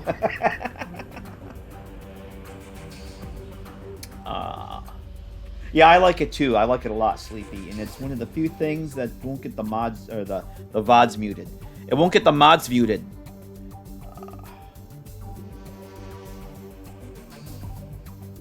I'm just looking through my list here. I want to put some sort of block on it. I know I've used them before. I just can't remember where the hell I found them. Or what I used in the past for this. Just looking through my list quick here. I can always come back and do it. I didn't really want to do much with lighting in anyway. You know what? For now, screw it. I'll come back later. I'm not going to spend any more time looking for this. Because I'm probably going to change some of this anyway, so... For now, I'm going to take this, and I'm just going to... I'm not even going to put the light in right now. I'm just going to drop it right on top of this console here. That fits.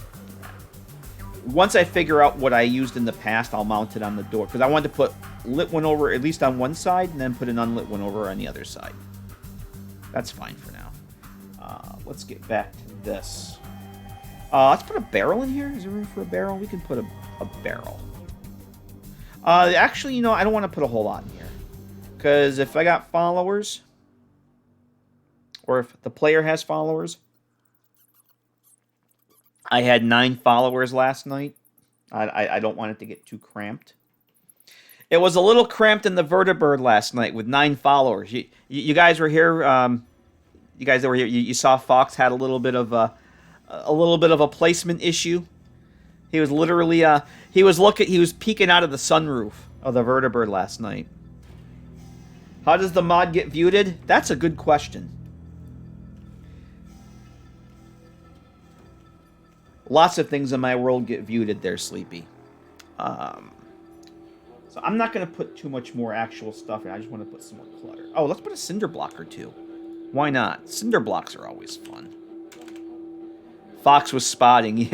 Yeah, he's sticking out of the sunroof. Where'd the cinder block come from? Don't question it. It's fine. Don't worry about it.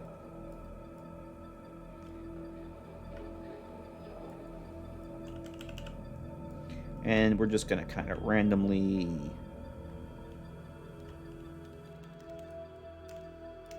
drop it in there like that.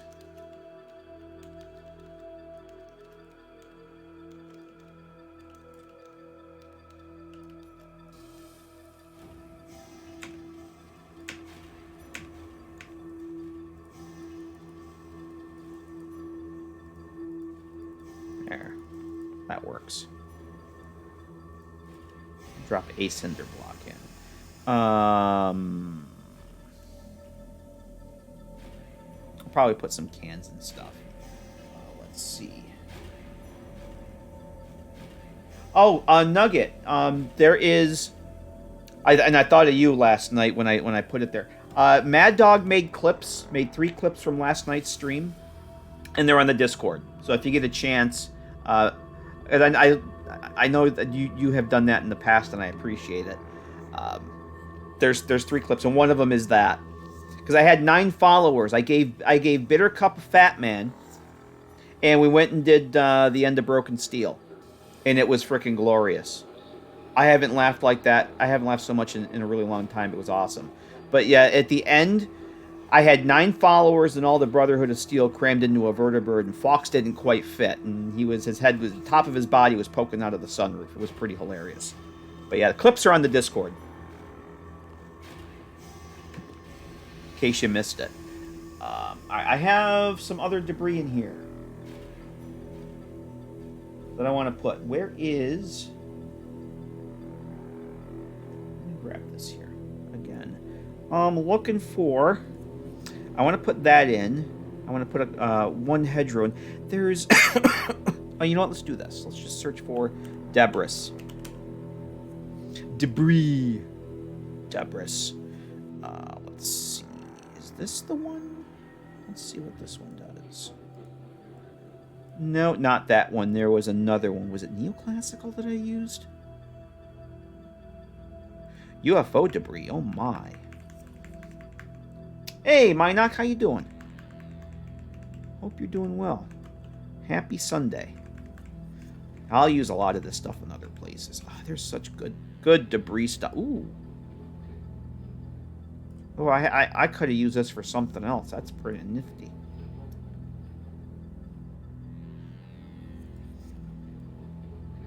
He totally was spotting. And I had forgotten because I did TFC, and normally that pauses animation, but it didn't pause it. It actually, the game... Oh yeah, it was glorious.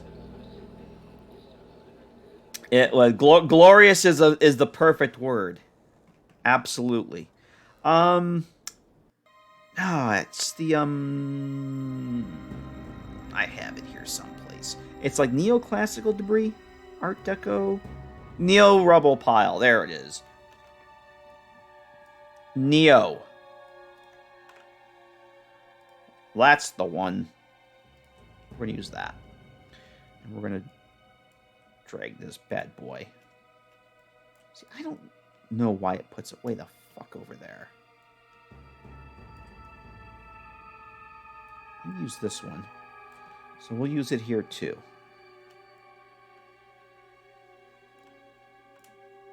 Except it's floating. My junk's kind of floating. What other ones are there? Are there one that have a little bit more of an incline on them? Let's see. That one's kind of flat. Oh, that one might. No, not that one. Yeah, let's try this one. Well, this one can get used. I can actually put this. Because this goes down so far, the flat one's not going to work.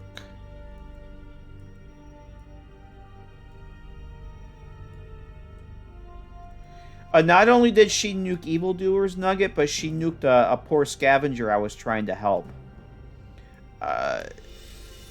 When you're coming from the Citadel over towards Willem's Wharf, you've got that... I'm going to make this a little bigger. You've got that... there's a scavenger that hangs out on the dock over there. And we came through, and he was fighting super mutants. Or a super mutant. I tried to help him by killing the super mutant. Well... Bittercup kind of nuked him first with one mini nuke, and then she used another one to take out the mutie. So,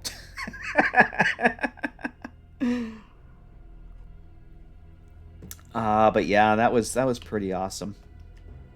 She was getting pretty good with the damn mini nukes, though. I'm telling you. Who knew the Bittercup was so good with the Fat Man? Who could have foreseen? I think that's good. Hedgerow. I want to put a hedgerow in there. Wasteland hedgerow free. And I'm definitely going to shrink this thing down.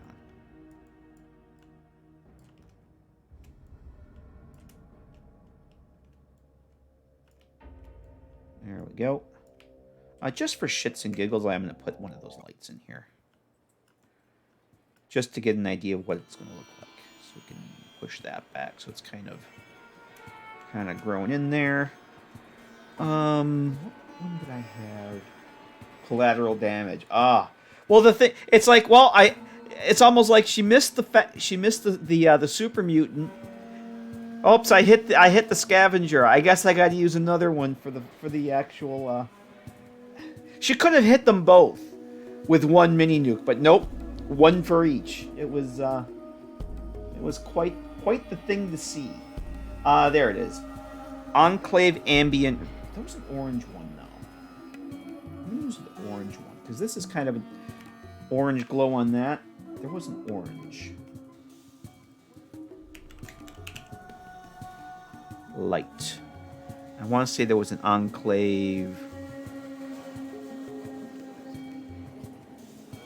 Do I want Pod Ambient or Fill? Let's see.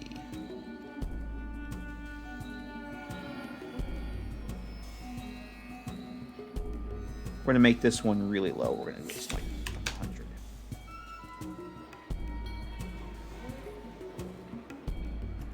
There. That's kind of... And wherever that light ends up, wherever I end up putting this, that's where that'll go. That's kind of the only light that I wanted in there. Just a little bit of that.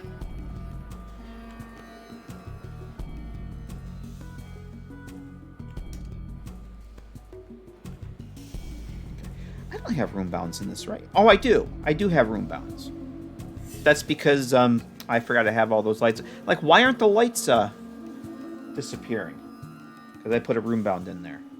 I put a big room bound in, and that's what that big blue box is.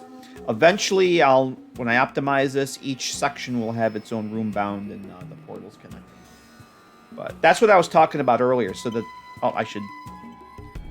for now I should bring that out there because where I have this, once we go into this cell, we won't be able to see this part of the room until we actually go into it.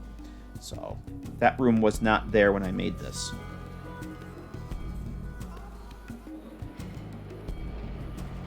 Make sure that this covers everything. If any of that stuff is missing, there's a chance it won't render properly. So I'm going to make sure it covers everything. All right. But that's what I was talking about earlier. You have to make a room bound, otherwise when you move the lights, they kind of break. Because obsidian. Okay.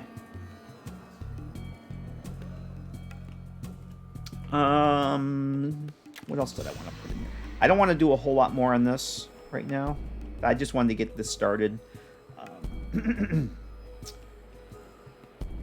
How about one last thing to put in here? Put a tire to go with our cinder block. I might put some cans and stuff in here too. Come on. I hate it when it does that.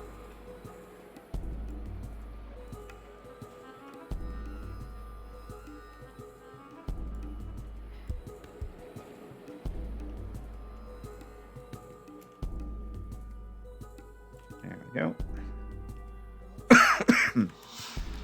Cool. All right. So my COC marker is right there. So that's where let's go check that out, and I'll show you guys the Houji down here. The monitor. Was there something else? I wanted to do that. Let's before we go into the game, since I know that this is where the workbenches are going to go. Let's get the workbenches set up. So what I have modders resources for workbenches and reloading benches. And a couple of modders what they've basically done is they disassembled the workbench and the reloading bench. And what I have is for the reloading bench, I have just the press. So instead of putting a separate reloading bench and a separate workbench, I'm combining them into one multi-purpose thing. So what I've been doing is using this ammo press for the reloading part, for the reloading bench. And I have a vise for the workbench. And these have the workbench and the reloading bench scripts attached to them. And the reason I'm doing it that way, save space. Also, this other bench is going over here is going to be my repair tools. And what this has a script on it that opens up the repair menu, and based on your repair skills, you can repair your stuff, but it'll cost you caps, like you were going to an NPC. Because technically you are. The script activates. I have another cell, a detached cell with an NPC, and his only job is repair your stuff. So it opens up his repair menu, but the script takes your repair skill, places it on him. So if your repair skill is 50, his repair skill is 50. If your repair skill is 80, his repair skill is 80. You literally you're paying him to repair your stuff for you. But these places are in the middle of nowhere, and I have a mod that I've used in the past that lets every workbench lets you repair stuff the same way. And I thought, I've got this cool little toolbox asset that Jokerine put together, part of a modder's resources. Well, let me see if I can make like a repair thing out of it. And that's what I did. We'll go check that out. And I think this is probably a good spot for a couple weapon display racks. I was going to put some over there. Do I have room for another shelf over here? Do I have... Oh, I have the shared storage. Oh, the other thing, too, is all of these cells are going to have a linked storage system. So every cell will have one of these activators that's linked to a container in a different cell. So if you put something in this cell in the container, you go into that other bunker that we were in, the listening post, you go to this activator, you'll be able to access all that stuff. So no matter which house you're in, excuse me, you'll be able to get your stuff.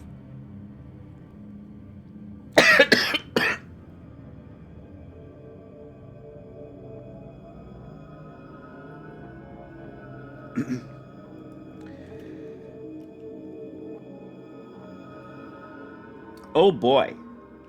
Coughing is so much fun. Give me 1 second.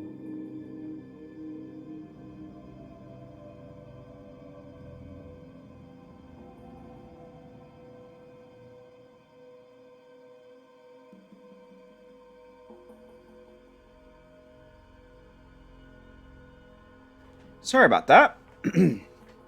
Cough is coming back again. I don't know why. Okay. Let's see here. Oh yeah, the weapon displays. Let's put that. I'll try a couple of those over here.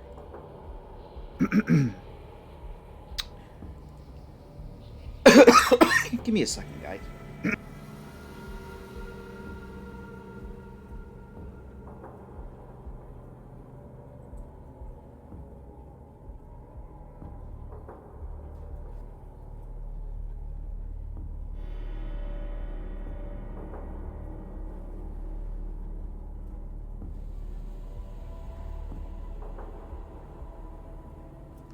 Sorry about that. So now I got a coughing fit all of a sudden. So I grabbed the cough drop. Let's see if that helps. Alright, got these lovely little dynamic weapon displays from a modder's resource by HMan101. And these, they activate, or they operate like the weapons displays in Skyrim. So your equipped weapon will get displayed here. It's basically a container, but it has a script on it that will display a static version of your weapon. And I'm going to put 2 of those right there. And they are pretty freaking cool. I retextured them. His are basically they're like a the resource that has the meshes. They're basically like a cork board, like a bulletin board. I retextured these. This is a texture I used in my Fallout 4 mods for the weapon displays, and I think they look pretty cool. And so I'm going to use those. So we'll have to spawn a weapon, and I'll show you guys how they work if you haven't seen them yet. Oh, thanks, Sundog. Nah, it's just like, I don't know. I may have to wrap up earlier than that because my throat's really starting to bother me again now, too, from the coughing. I don't know what the hell it is. Like, I'm over the post-nasal drip and the head congestion. That the cough is like the last thing of this plague that's still still harassing me. It's been 3 weeks now. Everything else is cleared up, but the cough is still there. It's better than it was, but for some reason, I think it's because I've been talking so much the past few days streaming. It's saying no. I might put a shelf under there too. Let's see if I got room for that. Oh, I did want to put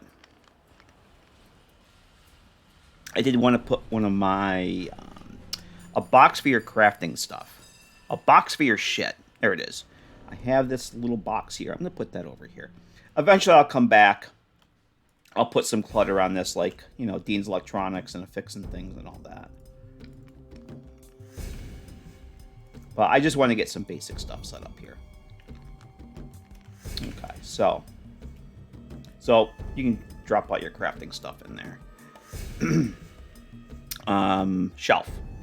Do I have... I was thinking like one of those cool little vault shelves. Under each of those, I could put some clutter on. Oh, God damn it, Geck. Why do you do that? Why you do that, Geck? Why you be like that? Unless you're right where you want the thing to go, it drops it like in the middle of the air. It's ridiculous. Just gonna get that centered there. I'll drop that down. That should be fine. Nope. X.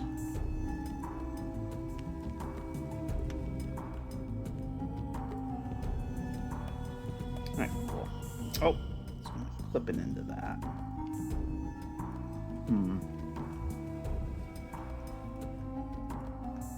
Bring that up just a hair. Bring these up just a hair. Oh, come on. I'm going to turn this. Disable my Windows key. So that doesn't pop up. Okay. Alright. I was wondering if I had room for another shelf over here. Probably not.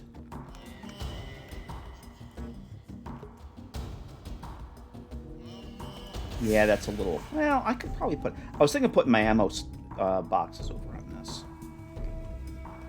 That could work. I'm so glad I added that other room, because I tried to put the beds over here. And I'm like, well, I really wanted to have some place for storage and yada, yada, yada. And I was like, well, I think I'm just going to add another room. Glad I did, because that other room will fill up pretty quick. Alright, I think that's cool. You got room to get back there. I'm going to put the ammo boxes on here. And I have my own labeled ammo boxes. One for your gun ammo.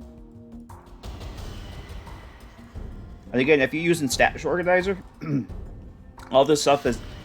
pretty much all the storage is named. So if you're using Stash Organizer... Whoops, you got all these wonderful named containers that you can use to store your shit in. The other mods I'm working on, the standalone houses, that's going to have the sorting system. Because I like it. So, what did I make this? 9 to 6. I might want to knock this down to 90. Because I got 4 of these to fit on here.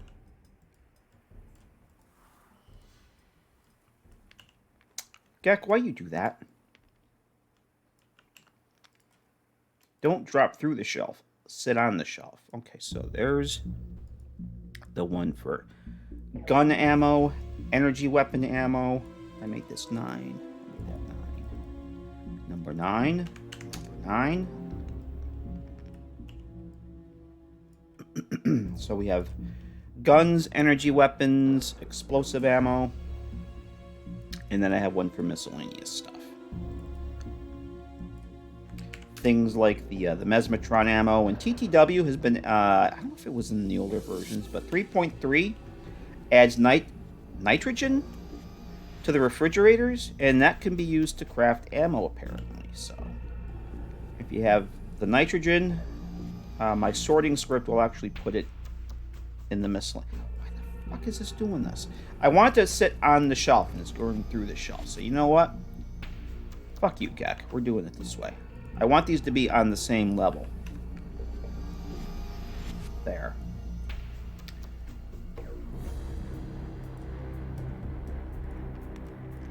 Alright, so then the miscellaneous. Ammunition. 9, and I'm just going to drop that. Same Z value in there, so I don't have to fight with the GECK. Okay. Do I have my mine and grenade sign? I thought I did. I want to make a trunk for mines and grenades, and I have a sign to label the container with. I don't know if I have it in here.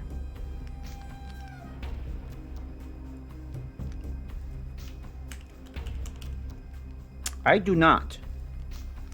Do I have it in my assets? Let's open up the Virtual File Explorer and go to my meshes.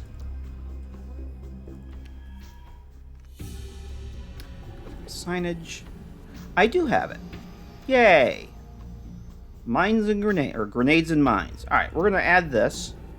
The nice thing about having, because we're working in MO2, having this virtual file thingamabobby here, is I can drag this right into the GECK right from there. Bam. And there's my sign. So I'm going to make, oh, there it is. So this is just a Rivet City sign, and I just retextured it. I made my own little grenades and mine label for it. So I thought that I had a container for that already. I do not. Okay. Well, we're going to use an Enclave crate then. Is this an empty one? There's an empty one. Okay. So we're going to rename this.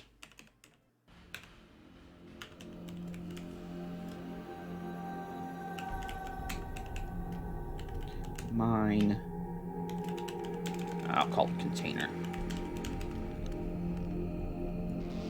And we will label this grenades and mines. I suppose I should go back and add this to the other houses because I don't think I have a grenades and mines box in those.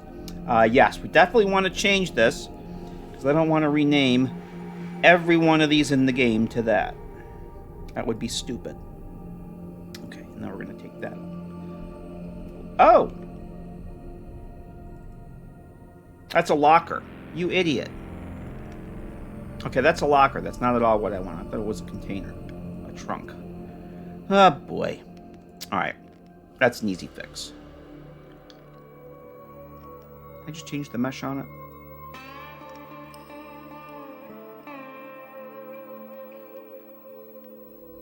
It was easier for me just to make another one. Where is that? Dungeons? That was...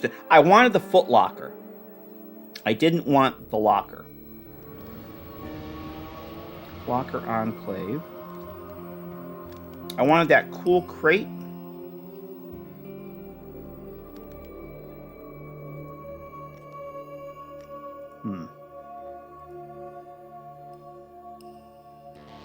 It's not what I wanted. This is the one I wanted. What's the mesh for this? Accessories. Locker. Dungeon Enclave accessories. Oh, this is the locker. That's not the right one.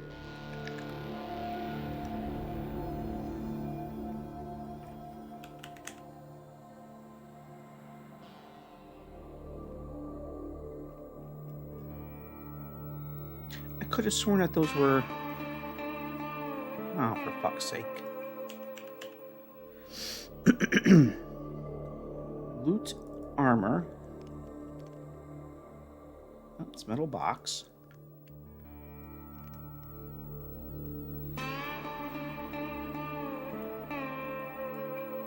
Nope. I could have sworn that those were foot lockers. Oh, crate. It's a crate. Derp. Alright. That's the one I want. What's the file path for this? Encampment. Clutter Enclave Encampment. God damn. Alright. Do I have one of these already?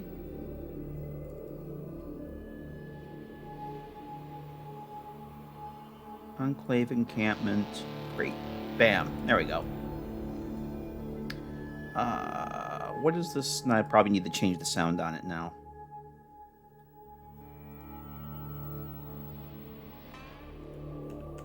It probably would have been easier just to make a new one. With the right mesh on it. Now I gotta go change the sound too. I don't know what sound this uses. Be under crate. Enclave. Nope.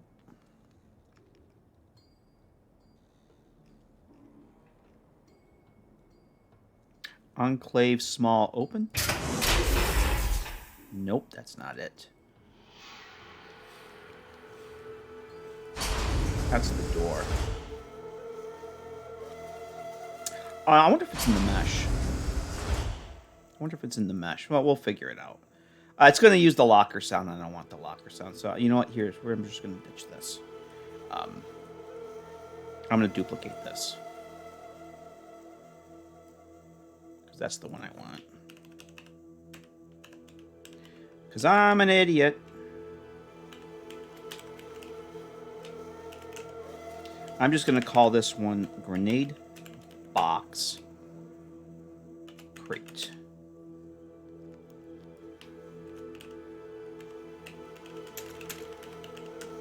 And now we're going to clear all this shit out. And we're going to try this again.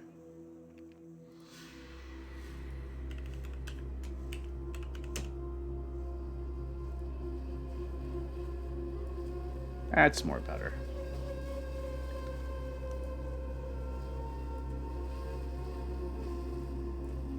And the hinges are on the back, so we want this way. And obviously we're going to have to shrink this down. Whoops! Not wireframe.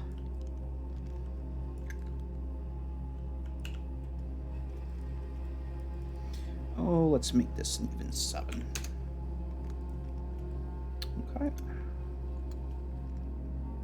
Now, let's go get my sign. Scale that down and put it right on the front.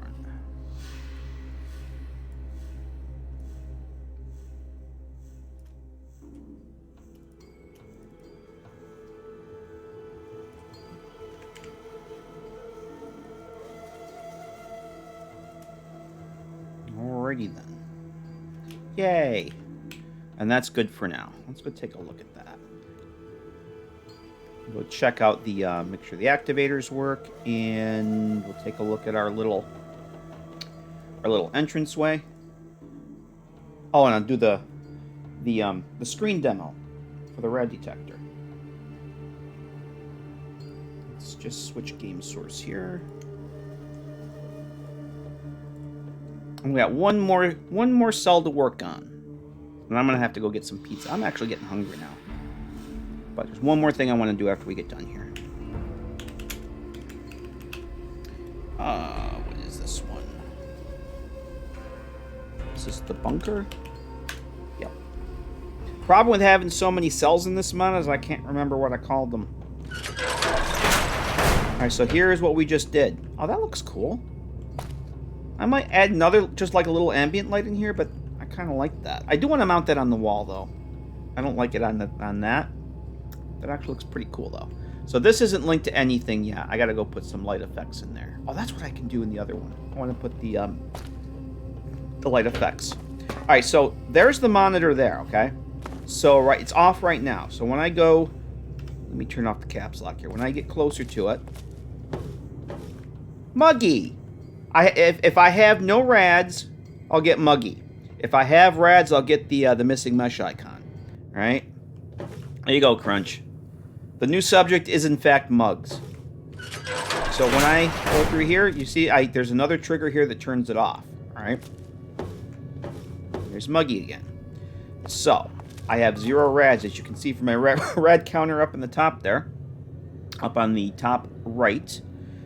Let's add some rads. So I'm going to grab 10 cram. Hey, DJX, how you doing? We're going to grab 10 cram. Oh.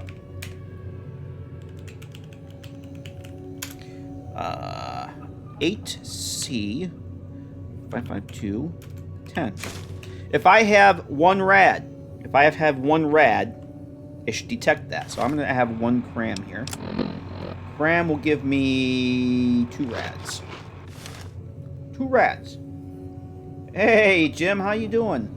Yeah, home from a ride. Oh, boy. I was out on a ride today. How you doing? I'm doing okay, DJX. It's been a kind of a crappy week, but it's over with. Look at that. Look at that. I have rads. Oh, noes. So what I'm probably going to do, I'm definitely going to change the images to indicate that you have rads or not. But I'm probably going to put some sort of sound or a light or anything. All right, Van Hollen. Hey, thanks for hanging out. You have a great rest of your weekend. And get some rest, and we'll see you soon. Thank you for being here. Appreciate it. It was good to see you. So yeah, so I'm in the other trigger now that turns it off. Turns it back on. So I do have a My First Infirmary set up in the bathroom. And we're going to get rid of the rads. And you can see I'm down to 0 rads. So when we come back, it's muggy again. Yay. So I'm going to refine it, have it do something else, but just the fact that I got it to work based on the detecting rads and changing the animation state, that was a small victory for me because I've never done anything like this before in this tool, in this game. So there it is. Yay. Small victories, baby steps. We'll move the rads again. Say muggy one more time. Yay, there he is. Okay, so there's that. This is the new room over here. So this is got a lot of work yet. Stove, that stove works. Sink. Oh, that was one of the few things we were able to do on the last time I tried to stream. Was getting the sink to work. All right, so the tools. Oh, I don't have any weapons. Let's search 10mm weapon. I always end up with sleepy time for some reason, so let's go find sleepy time. There it is. This is usually when I end up grabbing 0500080D. Sleepy time added. So we'll equip sleepy time. So if I go over to the repair bench, so you got the activation prompt. There's my sense. I just spawned the character in, so I have repair skill of 50. This doesn't need to be repaired, but it will charge you caps. So basically, what happens is the script activates the NPC in the detached cell has his repair skills enabled. The script takes your repair skills and temporarily puts it on the NPC. This is his repair menu, except he's got your repair skill, and then you have to pay him. Technically, theoretically, you're paying yourself. It's kind of a balance thing. I mean, you don't want to repair stuff for free. And if you're in the middle of nowhere, and don't have anybody to fix your shit. So then there's a workbench there, and then the reloading bench activator there. So those work. And there's the you see the prompt for the weapon display, and if I hit that, there's sleepy time. And if I do, let's do the weathered 10mm pistol. We'll add that one. Let's see, that is 0017 35D4. We'll add that to the other wall. Bam. And that works. And if I take it, it's re-equipped. Actually, we can put that there. And then you equip this. And so they work just like the Skyrim ones. You got to have the weapon equipped. So those work. Yeah, mini. I'm not sure that mini fridge is going to stay there or not. But I needed a fridge in here. And oh yeah, there's I was telling you about the liquid nitrogen. The TTW adds to the fridges. It's supposed to be like fuel. I think you can craft ammo with those. They're in the actually in the ammo crafting leveled list. So let me. Oh, before we go to the next cell. Ooh, it was just a flash there. I wonder if that was something to do with the room bound I have set up. I think it is. There's something wonky. There's one of the lights here. Yeah, you see that? That flash? Oh, you know what? The light's coming on and off. That's... Alright. That's why temporary lighting is a thing. See that line there? The lighting shader is disabling that light for some reason. See that? I wonder if my bounding box has something to do with it. Doesn't matter. That'll get fixed. There's the shared storage locker. So if I take those, put cram in there, right? Let's go over to that, the bait. Well, I got some Z-flicker or something going. Oh, you know what? That's a shadow. Where's that Z-flicker?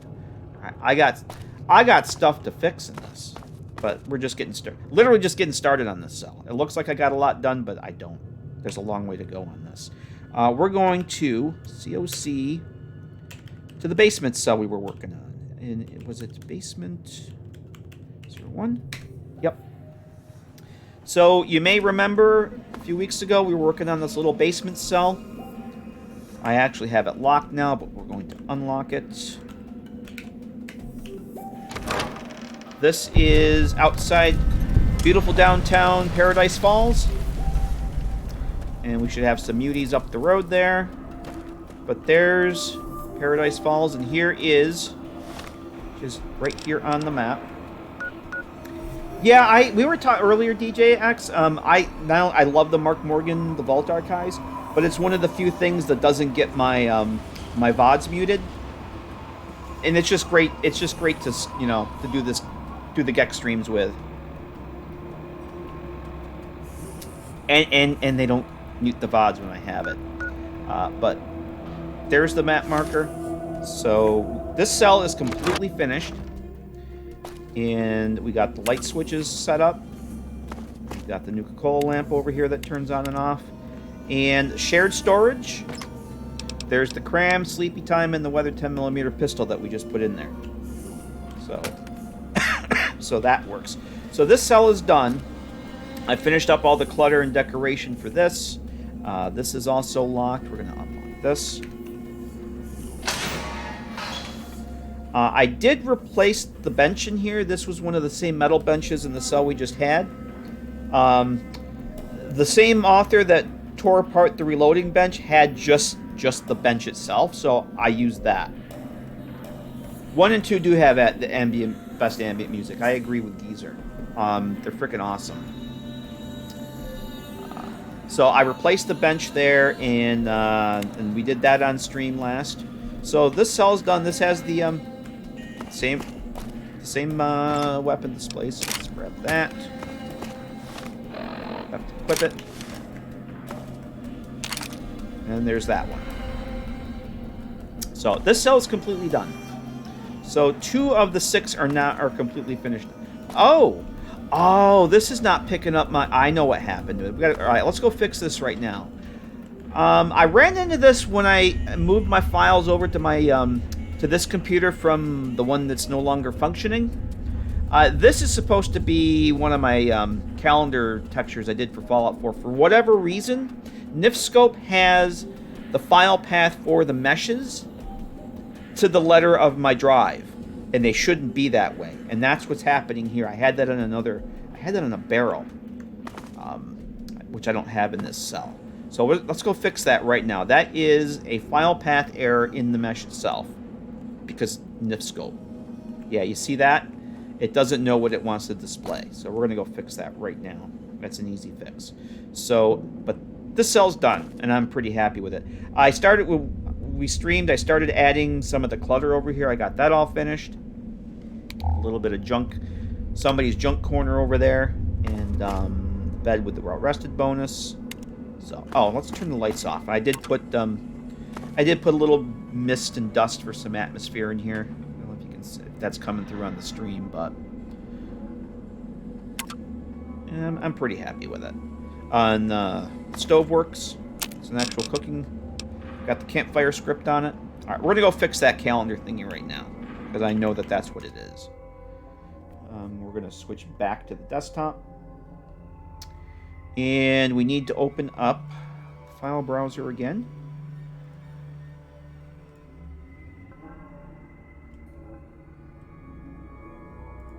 I'm going to have to go through all my meshes, I think. I wonder if the other calendar I have is doing that, too. I put those in signage? Yes. Alright. So let's check the file path. So I did this one and another one for Fallout 4 for my Fallout 4 mods. No, that's... Alright, that's the correct file path. I don't know why that's doing that. That's really weird. That is the correct file path.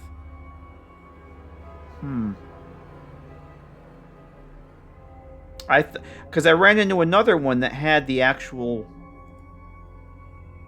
path to the drive in it for my old machine. They shouldn't have that. Let's see what it does in the GECK here.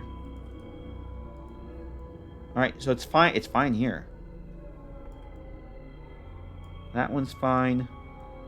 Oh, okay. It's the wrong calendar. It was the H&H Tools calendar. All right, let's go back and fix that then. Let's see what's going on with it. It's the wrong calendar. Yep, there we go. It's got the path to the E drive, which it shouldn't have. That was on my old machine. And I don't know why Nifscope put that in there, but it should not have the absolute path on the drive. It needs to be a relative path to the folder that it's in. So let's save that. That's the second mesh I've found that it's done that. Which is probably good, because I don't want the mod to go out like that. Alright, there we go. It's working now. So if we go back into that cell,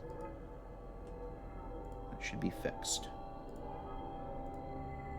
Damn you, Nifscope. Let's see, switch back to the game. And then we'll go finish off the last thing we got to do tonight. Switch to the game. We'll launch the game.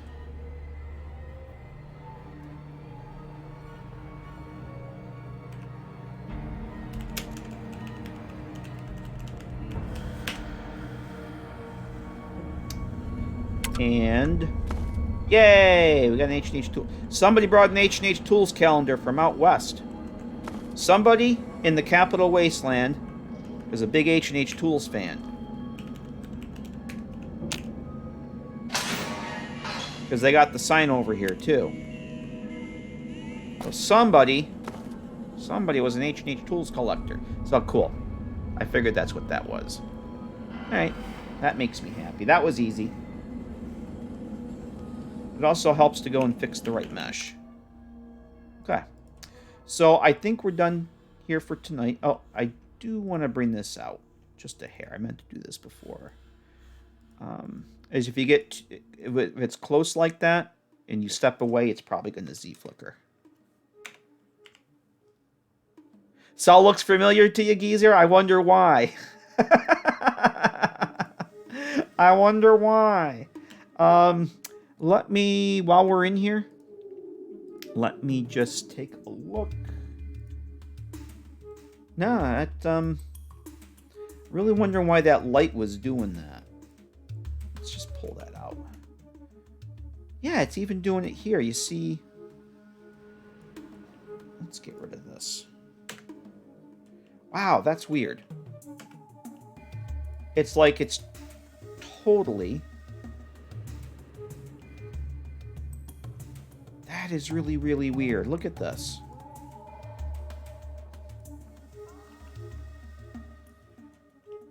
This demarcation here, they should be exactly the same. I wonder if there's something... I'm going to take a look at that mesh.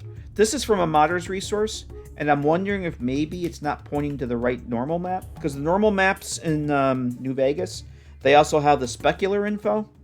So I'm wondering if it's not pointing to the right one. And that's why it's doing that. I'll have to go check that out. Because, that was weird. That just started doing that tonight. I haven't noticed that before. I'm wondering if that's the thing. I'll go look at that later. Actually, I want to turn off the room bounds. I don't need to see those. Okay, there we go. So yeah, Geezer, that cell layout's been a lot of usage out of that. All right, so we're done with this bunker for now. Let's head over to... I'll show you the other one before we go and do the actual work. Let me show you the other one that I have started, which is the abandoned safe house. And I figured out where this one's going to go. So this is going to be kind of like an old office someplace. It's an old office that sometime after the war, someone repurposed it for refugees or survivors or whatever. But it was an office at one point, and whoever repurposed it as a safe house is no longer here. But it's got places where there used to be desks. This would have been like an employee cafeteria with a hot plate, and this is actually a water cooler that I sunk under there, but that's the hot plate. So I didn't put a stove in here. This is supposed to be like the employee break room. A little bathroom here, and this is a not a chem station, a chemistry set. I made a new mesh for that, just a little mesh up. The same mirror activator we had before. And you come downstairs, and this will be like sleeping, lounging, and storage, and all that. And the crafting is upstairs here. So I think I'm going to put this somewhere over near the Nuka-Cola factory, the Red Racer factory area, someplace over there. I found a couple of there's all these like tall office building looking things that don't have doors on them. They're literally like this wall of cinder blocks with pillars, and there's no doors on anything. So I'm going to put a load door on one that will connect to this. The one over near the Red Racer factory, I think I'm going to put it over that part, because that part of the map needs a little safe house, needs a little player home. So that's the other one. And the last one I want to work on tonight is the Forgotten Bomb Shelter. This one I'm pretty far along with as far as the clutter. I do have some temporary lighting set up here. So this is just a super simple, small little cell, not like the other ones. There's a load door here that we're going to go hook up tonight. It's the last thing I want to do. And then there's sleeping and cooking area in here. Let's zoom in. And I wanted to try replacing the utility wall with... I might swap this out. Either brick or cinder block or something, just to break up the utility wall motif. I want this to be, again, somebody before the war built this little bomb shelter and they never got to use it, or they used it for a little while and somebody else moved in, something like that. Oh, thanks, Sundog. Appreciate that. It's still got a lot of work, but I have things kind of roughed out where I want them to go. And to make the bricks, there's really no brick wall, so I had to take this this bridge overpass here, or this what is this thing? Arcade capped brick short. It's supposed to be like a cap top for a building. I shrunk it down quite a bit, so I don't know if I'm going to keep it there. I'll see what else I can find if it looks any better. But bathroom over here too. Small little bathroom with a toilet and sink, and one of those chemistry sets, and that's it. A lot of clutter I got to go and add. I'm probably going to make some mashups in like Outfit Studio and Nifscope and put some clutter on the shelves. So this is what I want to work on tonight. And I got this is a sign I did for some. I've used this in my Fallout 4 mods, the Buster's Bunker Builders.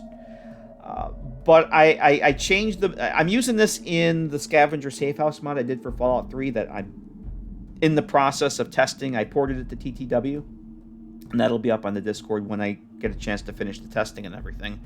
Long story short, I just retextured it. I just changed the text to it. Instead of saying Boston's Best Bunker Builders, it now says DC's Best Bunker Builders, and the home office is in Boston, Mass., but we got local branch offices in Chevy Chase and Georgetown.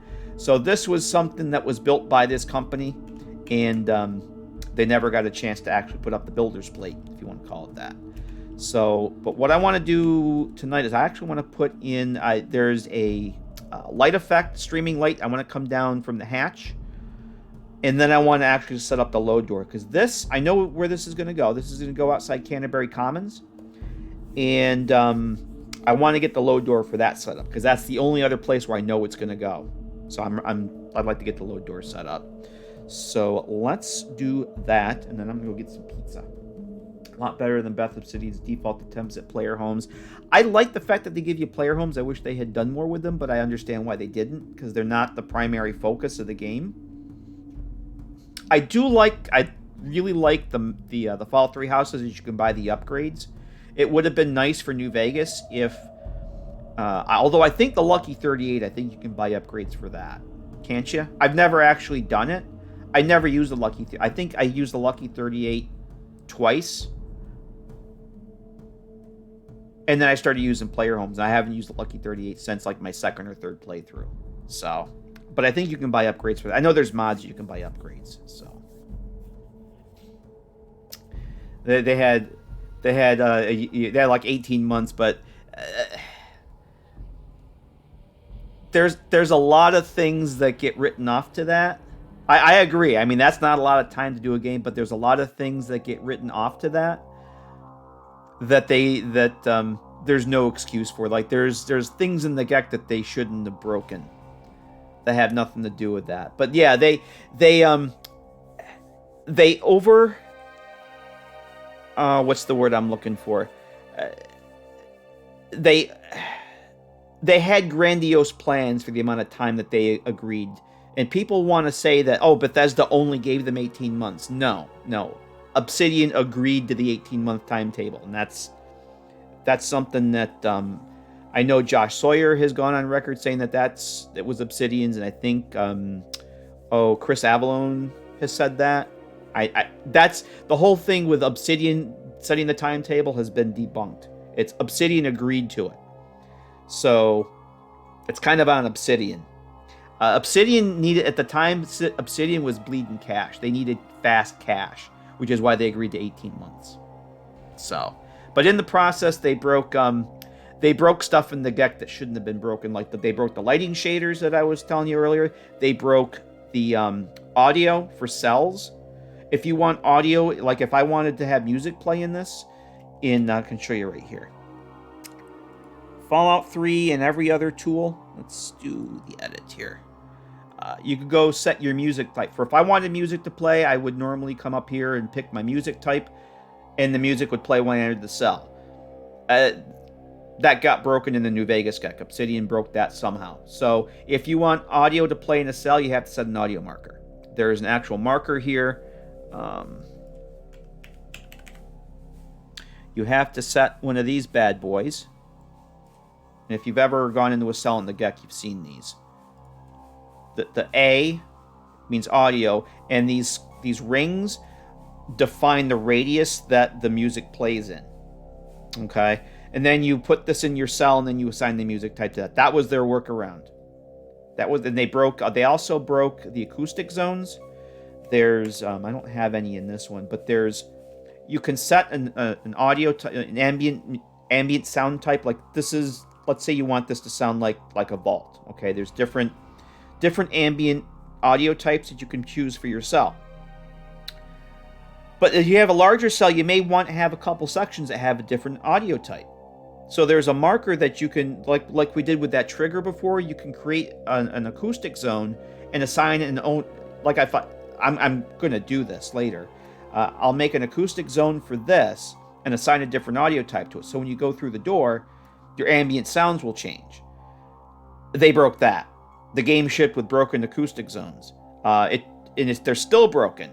But if you're using GIP-LN, which you should be using GIP fixes it. And that's the only way you have functioning acoustic zones in New Vegas, is because modders fixed it. So, so they broke a lot of shit. And so yeah. They still make better Fallout game in the time span of PB and J. Yeah, yes, they did. I agree with you. 100% Lander. All right. So what I'm going to do is I have the values. I should have those here. Actually, I'm going to duplicate what I did in my scavenger safe house. So I should have that here. Because what I'm looking for is there it is. And I just want my build list. There it is. There's a light beam effect. that I want, and I have a specific size. And it should be in the entrance area.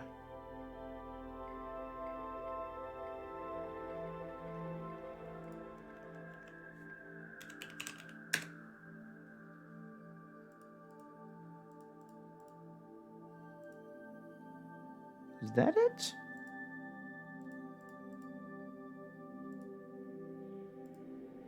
What about I do FX? Because I have the admittance on there too. At least I should. No, I don't know why it's not there. Let me see if I can find it here. That's not that one. I know the exact one I am looking for because I should have the size and the admittance on it. Ah, there it is. It's right there. So we're going to go find this FX Light Beam 03. And we're going to set it to a size of 20. And we'll see how that looks. Try to use a vanilla hunting rifle. Also, New Vegas. The sight doesn't even line up to the target. I don't know if I've even noticed that. I can't remember the last time I played without using a weapon mesh improvement mod that would fix that. If I did notice it, it was so long ago that I've forgotten. Because I've been using weapon mesh improvement mod for vanilla, the base game New Vegas for ages. But all that stuff's fixed in TTW. So, what am I doing here? I'm not surprised, though. I'm totally not surprised by that.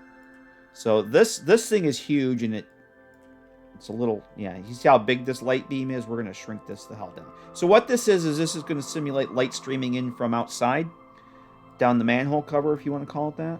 And we gotta shrink this down.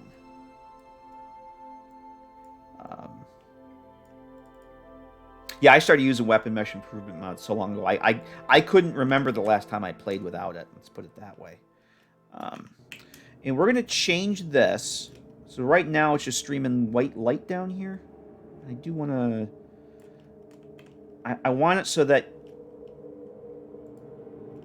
you can kind of see it there, but we're going to change the light emittance on it so that when the ambient light outside, it should change... With what I'm going to do, it should change in like morning and dusk. It should change to a slightly different hue. And the way we do that is we go to the emittance tab and we do exterior light, and we're going to be looking for Capital Wasteland border region. Right there. So that should change. It changed a little bit of an orangey color there. You can kind of see it streaking down past the ladder. So we're going to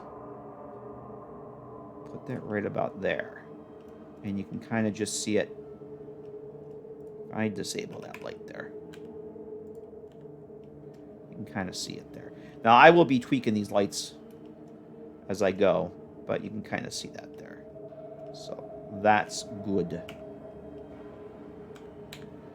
It probably won't be so bright over here. All right, so there's that.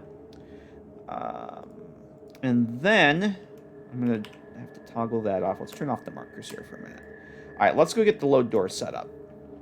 So what I'm going to do, and I pretty much know where this is going to be. This is going to be in Canterbury Commons. So we're going to open the reference window for the door. We're going to set that over aside. So now I'm going to go into, get the cell view here. We're going to go back into the Capital Wasteland.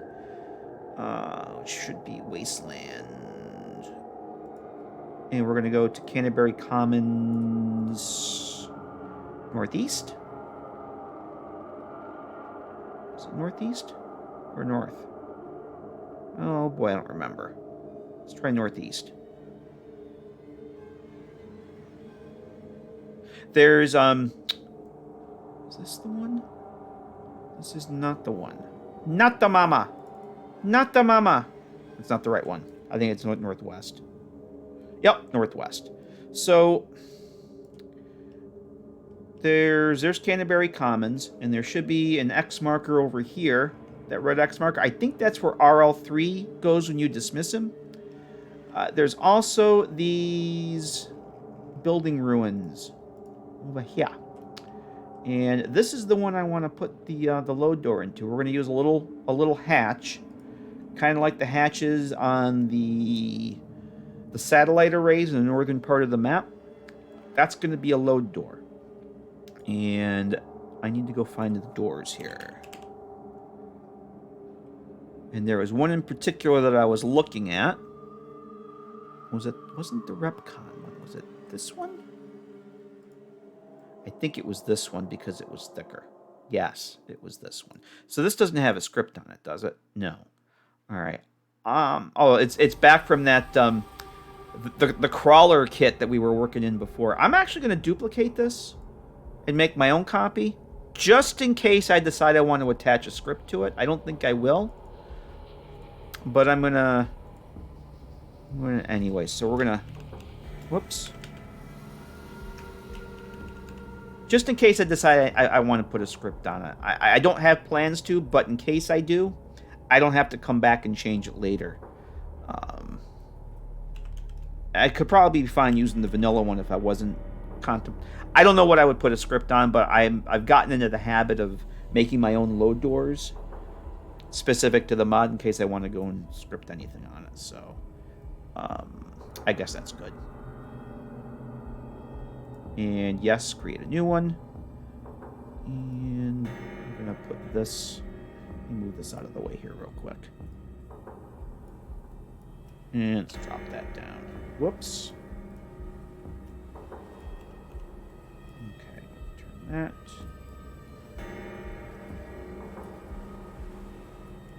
And we're going to set up a map marker too. So this will be somebody's house. And they built this little bunker in their basement or whatever, and never got to use it. So just double check. This is all nav meshed, right? Yeah, okay, there's some nav mesh there. All right. Cool. And we'll move that there. And then, this, what we'll do is I'm not going to lock it yet, not until I'm ready to get done with my testing and that. We are going to... Actually, I'm kind of doing this backwards here. We're going to go with this. We're going to make this persistent. And we're going to click teleport. And we're going to load up our other cell that we were just in.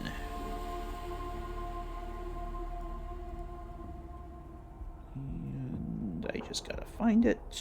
The bomb shelter. Nope. Yep, bomb shelter. There we go.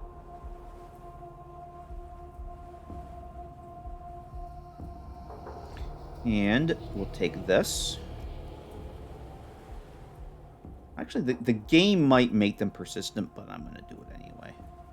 So we're going to click this, and we're going to click on that door, and bam. We just linked the two load doors. And you know they're linked because you got these little yellow ducks that show up here. And the little yellow ducks, this is where you spawn in when you go through a load door. And they never end up where you want them, so you always have to go and move them. So we're going to put that one right there. And then we're going to make save. And then we have to go back out and adjust the other one. So we want to... Yes, we want to load that one. And you see it's kind of halfway down. I'm going to put that... We'll put it right there. Right on top of the hatch. And there's that. We'll make sure it's facing the right way.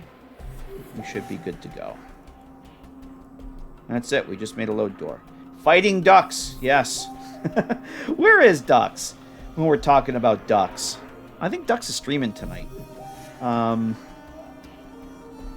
that's the load door. Let's go test that puppy out. I better save it again, though. Let's go make sure that we're going to go... Oh, map marker. I didn't do the map marker. We got to do the map marker. Alright, I'll show you how to do the map marker. Map markers are easy. Go to static and just select map marker. There's a map marker. The big yellow circle is the radius that you will get the notification that you discovered it. We don't want it to be that big. I tend to make them, especially if it's in a cell where there's other map markers, I take them... yeah, I think he's streaming... I think he might be doing Sonic or something tonight. I think you're right. We want to go to the... Oh, no, that's the rubble pile. We don't want that. I want my map marker. There we go. No wonder I couldn't find the marker data or the extra tab. All right, the extra tab has the radius that determines that yellow line. That yellow line is the radius that you will get the discovery notification. Well, we don't want it that big. I don't want it that big. I usually do around 500 to start with, and that's even a little much. Let's bring that down to 350. Yep, that's good. And we'll bring that out a little bit so that you don't pick it up behind the wall and not know where it is. There you go. And then when I get done here, I'm going to go back and X-edit, and I'm going to, because I double-clicked that rubble. I want to make sure that the GECK didn't pick that up as a dirty edit. So after I get done tonight, at some point, before I forget, I'll open this up in X-edit and go check this and make sure that the only things that the game, that the show added are the load door and the map marker. There shouldn't be any other edits to this cell. But we got to make this, we got to give it a name. And what we're going to do is we're going to give this the Forgotten Bomb Shelter.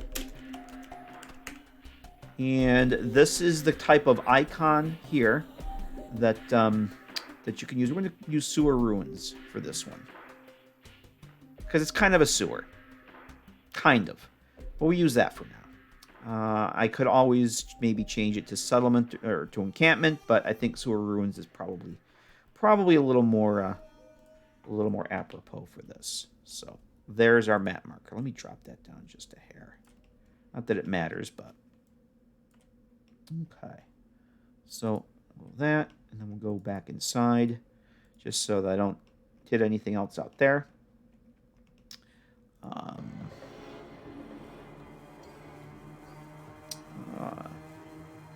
Yeah, I always every few sessions when I've been working on stuff, I'll load stuff in X-edit, and I tend to do that several times, well, multiple times as I'm working on a project. I'll open up an X-edit, I'll make sure that there's no dirty edits, and check for errors.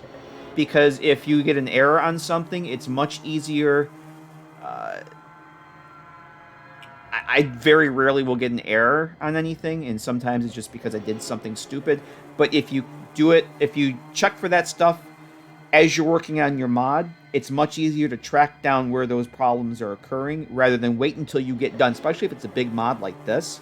If I was to wait to the end to check everything and got errors like, oh shit, what part of the stage what part of the development did I screw something up? If I do that every 4 or 5 modding sessions, it's a hell of a lot easier for me to figure out where the problems are.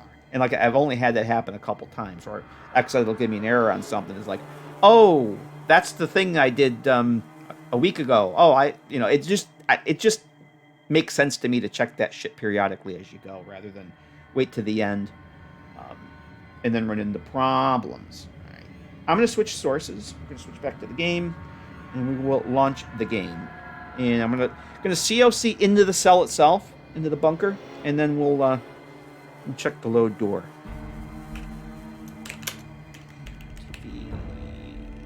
Is it bomb shelter? Bomb shelter 01? Or is it just bomb shelter? No, not bond shelter, bomb shelter. That's a sign. That's a sign I need pizza. Right there. Okay, there we are. So here's our happy little bomb shelter for now with just temporary lighting.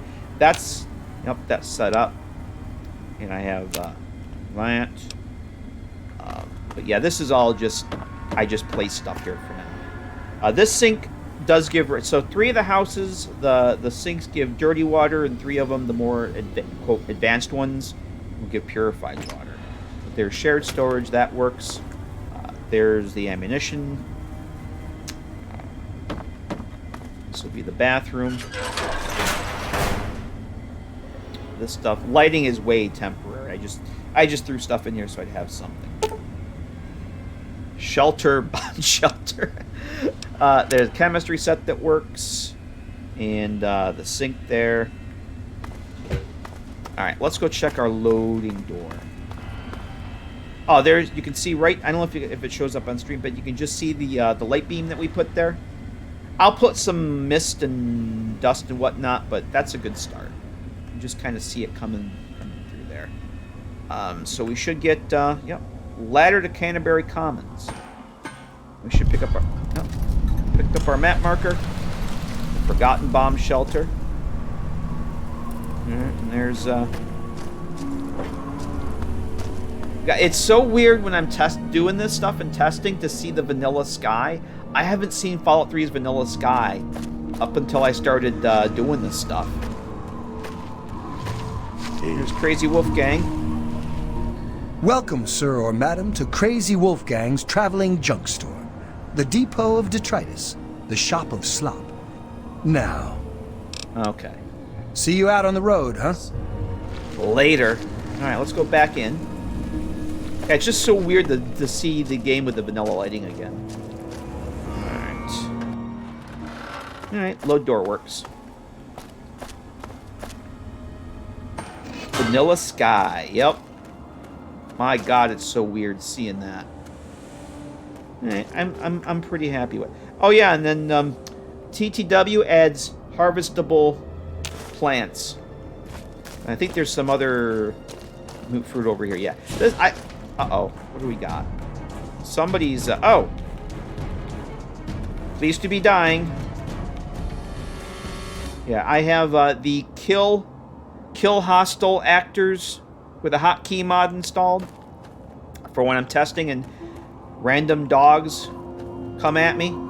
Come at me, bro. I just have to hit my U key and they all die. As long as they're hostile.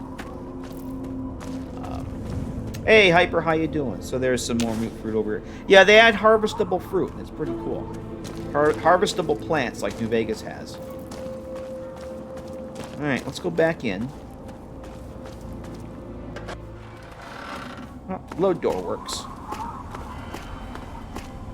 Can I cook anything on the stove? The stove does work, but I don't have... What do you need for dog steak? The survival skill. Oh, I need 20 for the survival skill to cook the dog steak.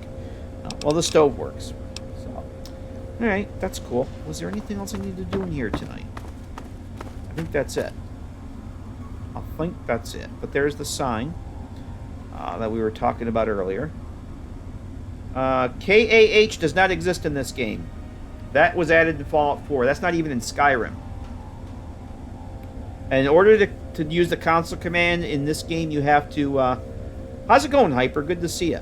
In order to use the console command, you have to actually select the enemy in the console, get their ID, and then press kill. Type kill. KAH does not work. But, yeah, it's essentially what it is, Sundog. I see what you're saying. It's essentially KAH with a Yep, exactly. I don't even know if the mod's available anymore. I don't think it is. And I don't remember if I got it on Nexus or if I got it on the GitHub. But it's literally called Kill All Actors Hotkey or something like that. It's a script extender plugin. It uses, I want to say it uses sup and show off. And it's literally, I press U and it's a KAH. Exactly. Because KAH doesn't exist, which I found very annoying. But yeah, if you want to kill a bunch of enemies, without that, you have to select each one individually, press kill, select the next one, press kill. Unless there's another way that I haven't found yet. But I think that's what you gotta do. Yeah, liquid nitrogen. I think that's gonna do it for tonight. Let me just quit out of this, and we'll go back to the desktop here. I think I did everything I wanted to do. Let me just take another look at the cells here. So I showed you... I'll show you this one real quick. Listing post. Okay, the SATCOM bunker is the one that I have. That's the one that's up on the Discord now. Remember Skyrim didn't have that function, wasn't annoying. I found that out quite by accident. I was assuming that it was in there. And when I was testing my Legacy of the Dragonborn list, I'm like, I'm typing KAH and nothing's happening. I'm typing KAH. It's like, oh, I guess it's not a thing. Yeah, I was quite surprised. Yeah, that's why I don't use... Exactly why I don't use kill all. Kills everybody, even friendlies. Yep. That's why in Fallout 4 I started using KAH, because I kept... once I discovered that, it just broke my heart to hear poor Dogmeat wincing and whining the way he did kill all. I hated that. Let me go show you this.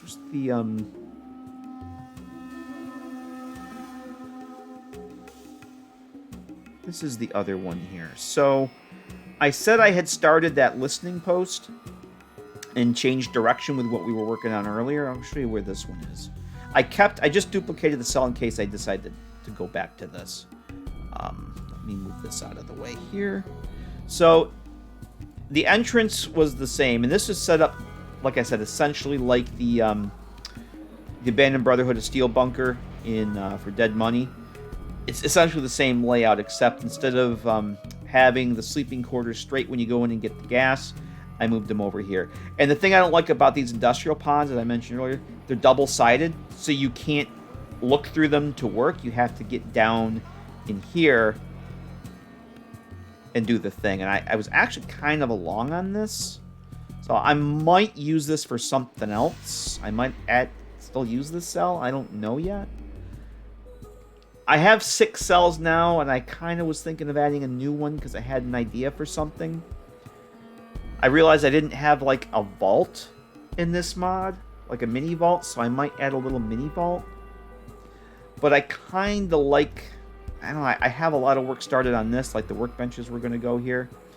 But in this, it even has the abandoned, or the collapsed section, like... Come on, GECK. Like the, I put this in here. I figured this was all the listening post equipment was going to be, but it's the collapse section. I might still use this, or I might just branch it off into its own mod. I don't know yet, but it's essentially the same thing. It's just a different kit now. And the other one's bigger. I kind of like the other one, I like the multi-level aspect of it. But, so I might keep this one, but I was thinking... I got looking through stuff and realized that do I not have a little mini vault in this mod, but the FEV chamber from Vault 87, I looked at the mesh for this. I've already done it. Do I have it here? If I got rid of all this other stuff and retextured it, boy, that would make a cool part for a little mini player home vault thing. That would be perfect. In fact, I think I have a mod for Fallout 3 that uses this. That's why it looked familiar to me. I have a mod that puts a player home in Minefield. A little bunker vault thing. And I think it uses this. Why? Because I went through it and I literally did retexture this already. I just did a texture swap on it. So I think I might add another cell. And it just keeps growing and growing. I really think I need to add a little mini bunker vault, a mini vault to this. It doesn't seem right that I wouldn't have one. Would it be dungeons? Vault.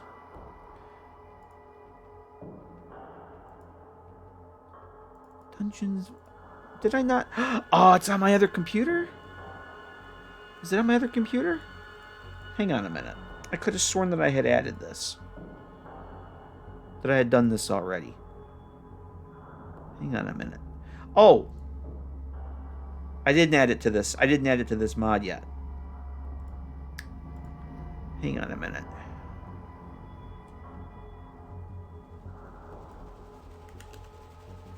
Hold the bus. I didn't add it to the mod because I wasn't sure I was going to use it. No, I guess I don't, I guess I don't have it here. Maybe it is on my other computer. Oh, is this it? No, it's not. Damn it. All right, I don't know where it is, but I did do it already. Unless it's... Texture files...